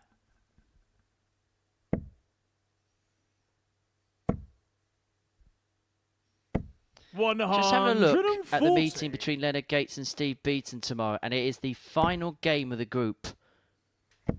Could well be a group that goes down right to that very last match. But Leonard Gates would be hoping that will just be duly academic as Thornton looks at tops the square up. Double 10. Double 10 is found 1-1. Averages at this point, Leonard Gates just under the 95, Robert Thornton just under the ton. Quality contest in the early goings of this one. Leonard Gates going persisting again with the original plan A. Remember, double 14 was plan B.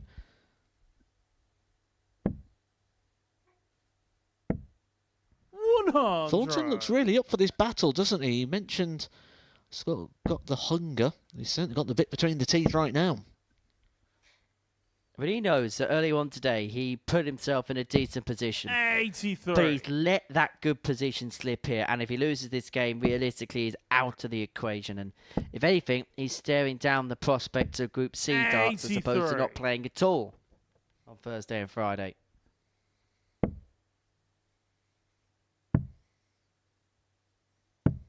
$58.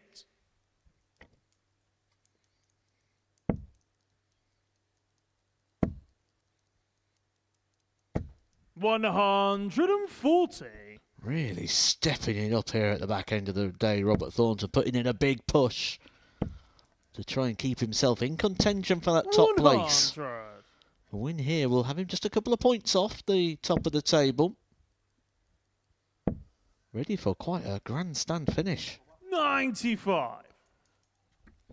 We could literally have the top 5 separated by just 2 points going into the final day, which, if Leonard Gates isn't to win this game, I think it's going to confirm that 8 points would be enough tomorrow to get you to 12 to 20. 20 and legs. Bullseye for Thornton. Bullseye for the break. That's a big dart for him, but it's an even bigger dart for Steve Beaton. 4 flag. It's Robert to throw first. Game on. Wins this leg. You'll have Gates and Beaton tied on 12. Harrison and Thornton would be on 10. And Neil Duff would only be 4 points back in 5th. Great first start there from Leonard. Both players off with their first start in this leg. 80. No advantage gained from the double start rule. 81.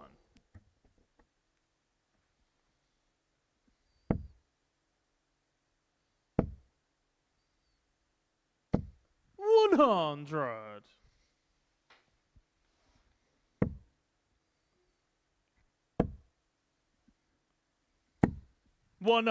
Timely. Really timely. Leonard Gates is on the back foot. What was it you said?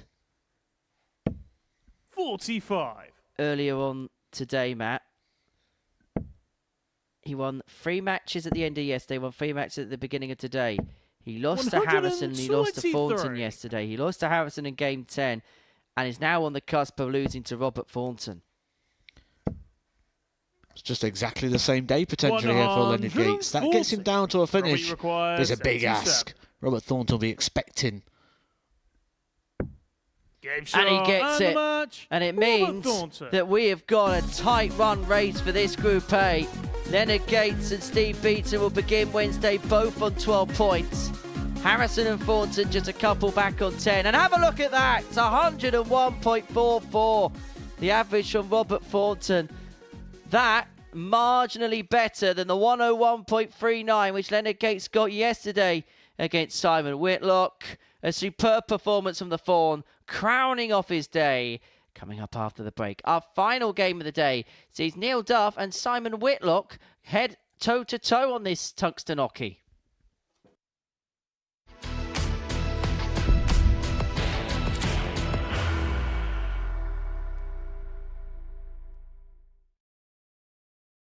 Are you ready to lift that trophy, Darius?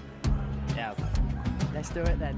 Ladies and gentlemen, your Modus Super Series 9 champion is Lucky D, Darius Lewandowski!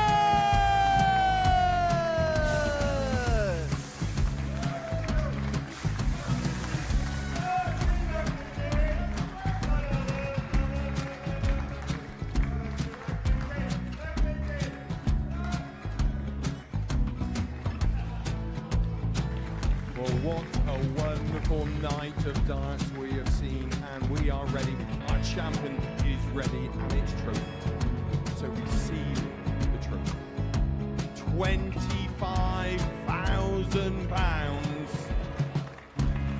The new Modus Super Series champion, the Terminator, Marvin Van Velzen.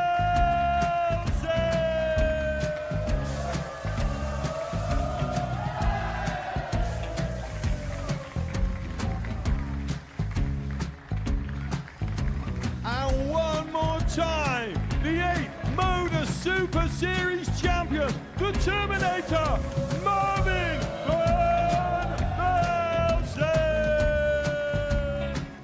And the new Modus Super Series champion is Andreas Dirty Harrison.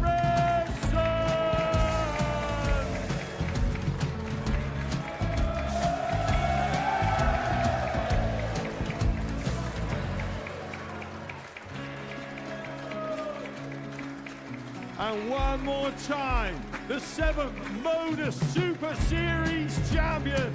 Give it up for Andreas Dirty Harrison! The moment we've all been waiting for. Would you please show your appreciation for your Series 6 Modus Super Series champion, Scott Taylor!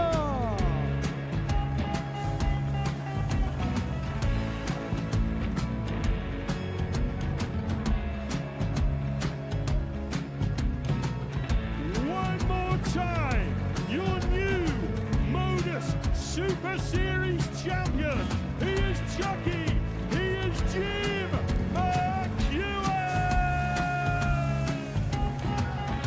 Ladies and gentlemen, your Modus Super Series champion, retaining his title, the Luke Lidlow!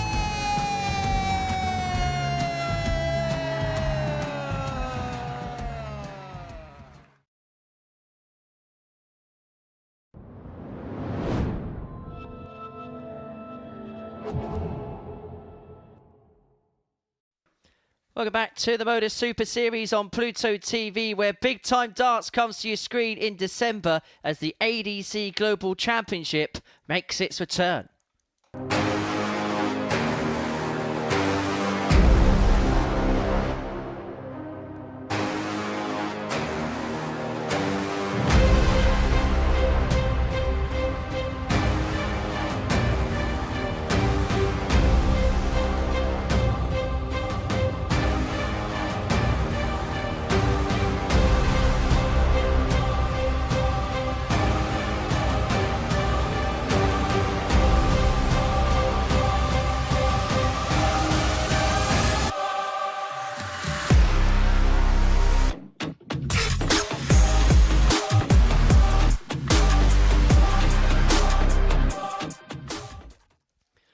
So the ADC Global Championship returns to the calendar. It begins on the 1st of December 2025. It'll take a slightly different format compared to the Super Series. Every single dart will be shown live on Pluto TV. This is the crux of it then.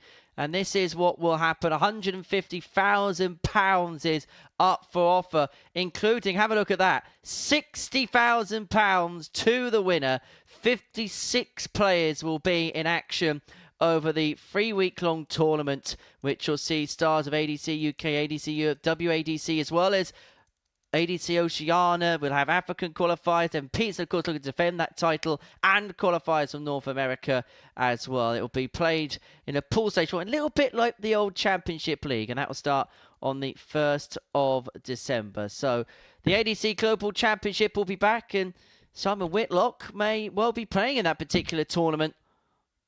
It'll be some way to round off his first year on the amateur circuit. We did see that tournament provide some of the players that then go on to get their tour cards, gave them the platform to be successful, and gave them the confidence boost ahead of Q-Score. Dow Pilgrim, Bradley Brooks, Addy Bolton, Adam Lipscomb, all played on that final Sunday and have subsequently gone on to get their tour cards. Devon Peterson, of course, the defending champion of that competition when he beat Adam Lipscomb by 9 legs to 3 in that final. The action gets underway on December the 1st, and it will be live with you here on Pluto TV. But we'll 65. Have a focus now on our final game of the session, Neil Duff against Simon Whitlock, and there's a big basement battle, Matt. There's a chance for Neil Duff, isn't it, to throw his name into the mixer 14. in regards to people that can still win this group. He's not been at his best, but it's still well and truly within touch. A win here would put him just 2 points off the top of the table. 20 points was my prediction to win this group. And I'm standing by it. 20 points and legs. 134. To the basement people in Group A as Duff and Whitlock go head-to-head.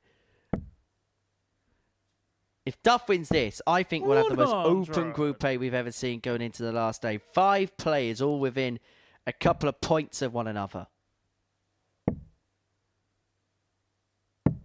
40. And apart from Simon Whitlock, if Duff wins this game, then you'd have 5 players with a couple of points of each other. Really, only Simon Whitlock couldn't go into tomorrow and say they could realistically win the group.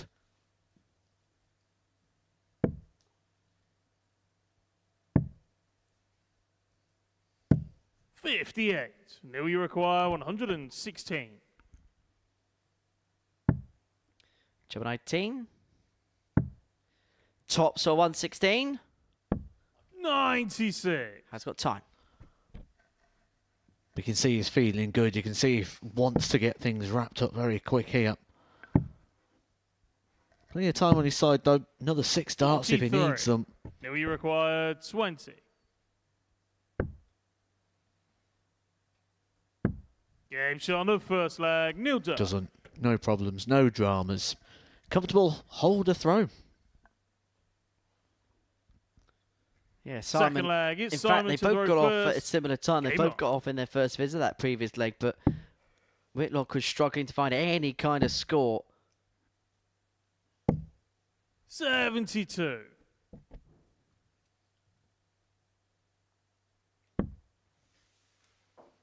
Both players off with the first dart in this second leg. 120.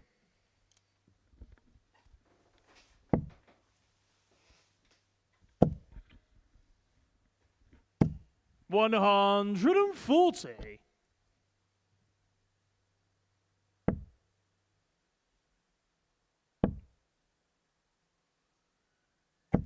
140.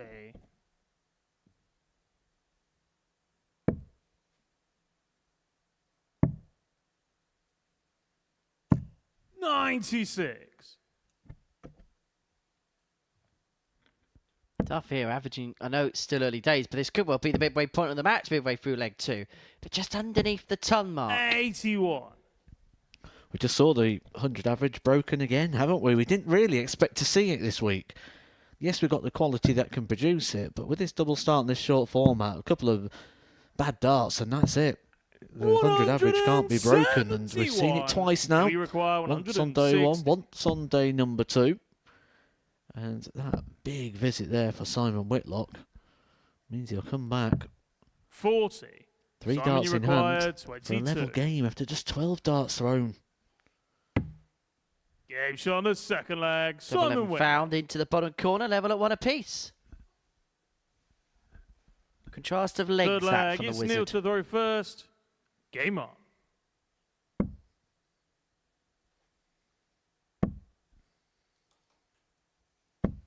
$40.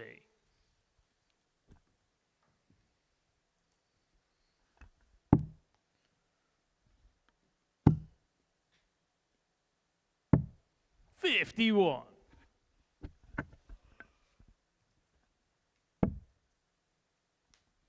If there's a player that could scrap from 5th to win a group, would it be Neil Duff? 140. On normal circumstances, if you was to say to me a player's going in to Wednesday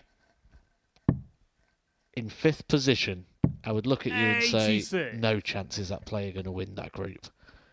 But it's only a couple of points. It's not like he's got too much to try and make up. 60.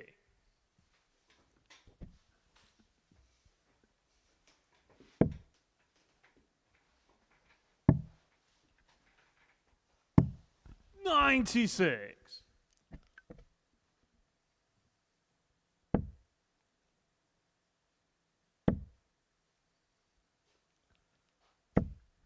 $100.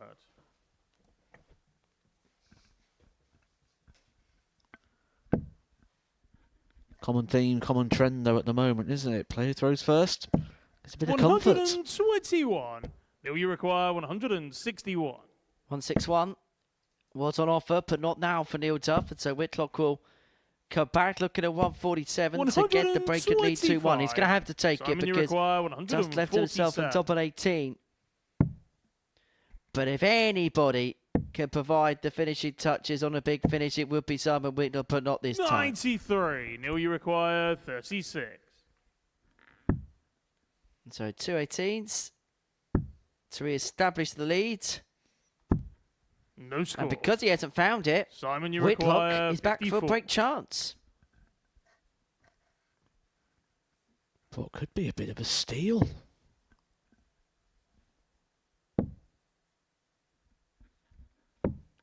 $34. Doesn't Neil, you go. require 36. And so Duff will get a reprieve on the double 18.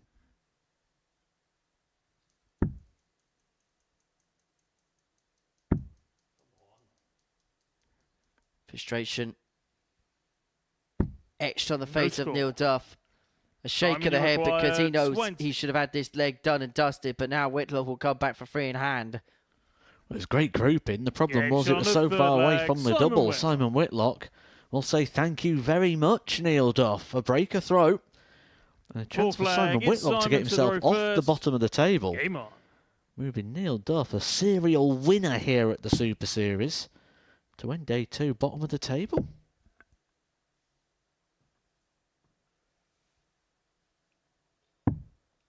No score. Here's a question for you, Matt. How many of the Group A field make it through to Saturday?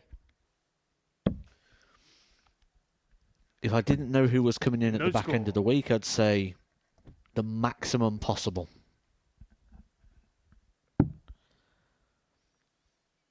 However, there's players coming in Group B and Group C that are going to 51. have an almighty challenge to that. I'm going to go for 60. 4. Maybe 3. Ooh. You look at Group B and you look at that. I mean, every single group is 100. gruesome, but in particular, you look at that Group B, however the 5 players are pitched, that's going to be an almighty task to get 3 out of. Certainly Group B this week 123. stands for brilliant.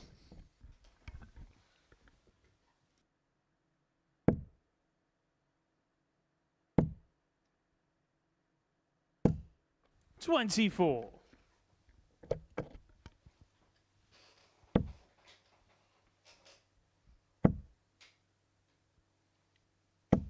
$140. Well, Duff could get the break back, which would send us all the way to a last leg decider. 61.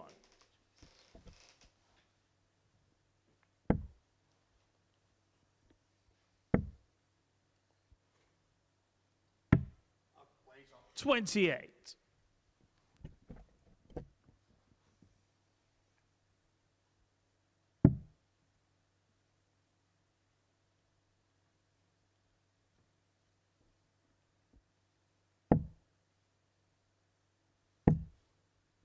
$91. Neil, you require 150. 6 darts to take us the distance.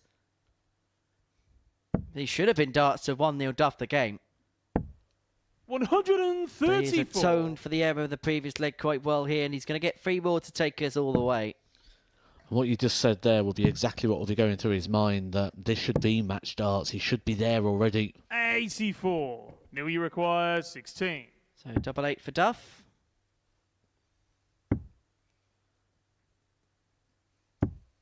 Well, the final game of the day is going to have a last leg decider. Neil Duff 2, Simon Whitlock 2.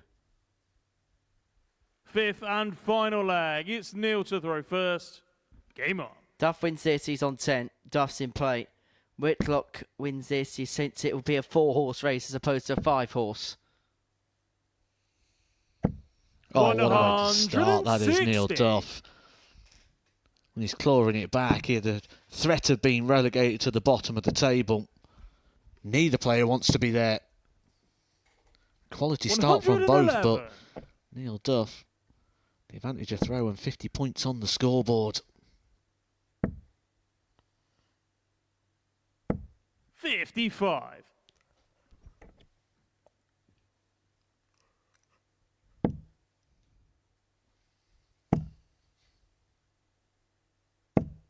$45.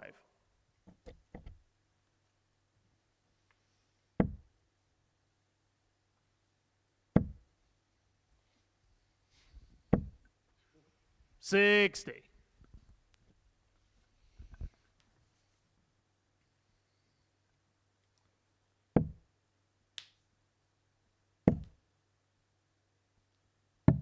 97.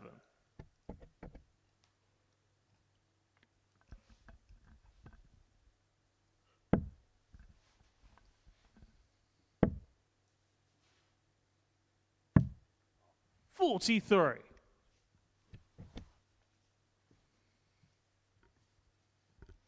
Well, Duff closer to a finish, but Whitlock will expect to be on one come the end of this turn. 96. He's himself 152. Duff looking to find a couple to leave himself on a single to double combo. 100. He's on a 2-darter, but he expected to be closer to the finishing line than that. Well, this would be a blockbuster way to end the day, but the 152 isn't going to be netted from Whitlock. And so Duff will return for 83. 140. And he's going to have to take the 83 because Whitlock's on a double to win it. He's missed a big number. That may well be the last mistake Neil Duff will be allowed. 58 left. 43. Tops left if there's a miss here from Simon Whitlock. 6-6 to end his day with a win. 6-6 to move on to 8 points. And 6-6 is found. And the Wizard will end his day with a win to boot. He beats Neil Duff by 3 legs to 2. It's another day of frustration for the Duff man. He shows his acknowledgement for his opponent. That's the tail of the tape. Whitlock 3, Duff 2. Reaction and analysis in the studio comes next.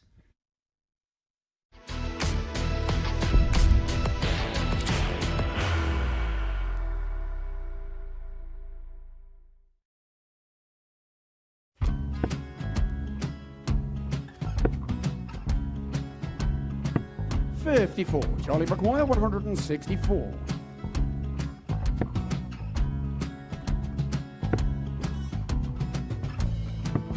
$44.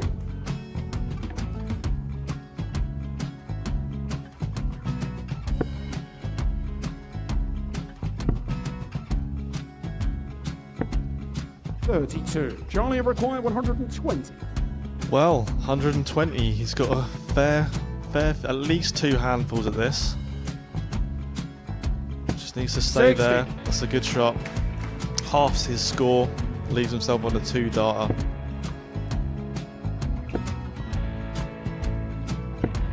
26. Charlie Time on his require side 60. to become back-to-back singles champion.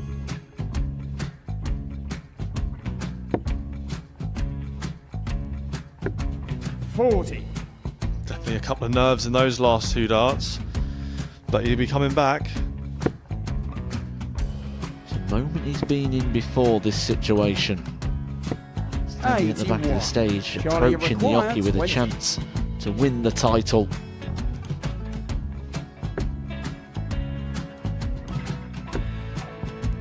He did this to win the first title, if you remember. 11. I think he's gone.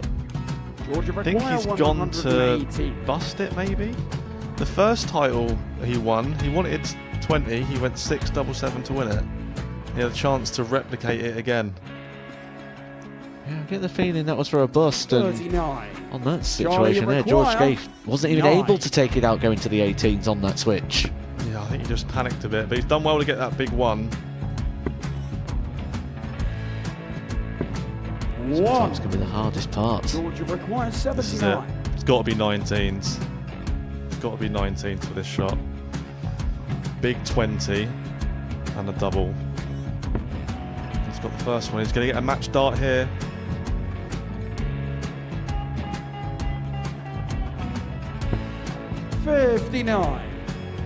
Charlie Threw the entire require body into that 8. one.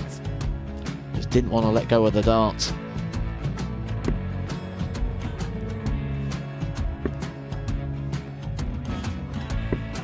No score. He's given George a chance. Georgia require 20. I think George has been quite good on double 10 today.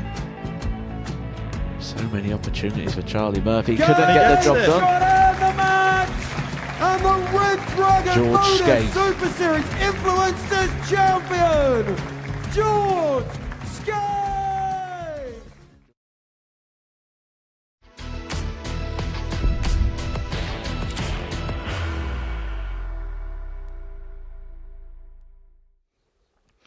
Welcome back to the Modus Super Series, where Tuesday's action here at the Live Lounge in Portsmouth has come to a close. Before the break, Simon Whitlock got the better of Neil Duff by 3-2. But it's all about Steve Beaton, Leonard Gates on this Tuesday. They're the two at the top of the table, tied on 12 points going into the final day's worth of play. Andreas Harrison, Robert Thornton, they're not out of it in the slightest on 10, but you sense they're going to probably have to complete the card if they are to win the group tomorrow afternoon. We've been watching all of the action on this Tuesday afternoon in the company of primetime Matthew Edgar, two-time WDF ranking title winner, four-time PDC World Championship participant. He knows exactly the winning formula, and today Steve Beaton found that winning formula at long last. Oh, did he ever? He was going through a bad run of results, wasn't he? Certainly coming in losing that opening game, but he's talked to you up here, didn't he, in mid-part of the show about positivity. And when you're in that positive mindset, it doesn't matter what the results are. You know it's going to turn around. You know it's going to change. And it did for Steve Beaton. It turned, it changed. He played very well. And he's going to be dangerous tomorrow now. I think he's going to come into it tomorrow in an even better place once again. And when you look ahead to what he needs to do, he's in a position now where he can strike. How important is it as well for someone like Steve to play with a smile on his face? He comes up here, he does interviews, he's been doing other bits of content for the Super Series in terms of social media and stuff for the TV channel as well. He's been doing a lot of publicity because that's the name he has, but he's doing it all with a smile on his face. It looks like he's really enjoying life post-Pro Tour. He's in that part of his career now, isn't he, where he's going to enjoy it. And I think that's what he's going to do for a couple of years. Prediction time. Well, he said 2 years, didn't he, in the interview? I think my prediction is he's going to sit and enjoy darts for a couple of years.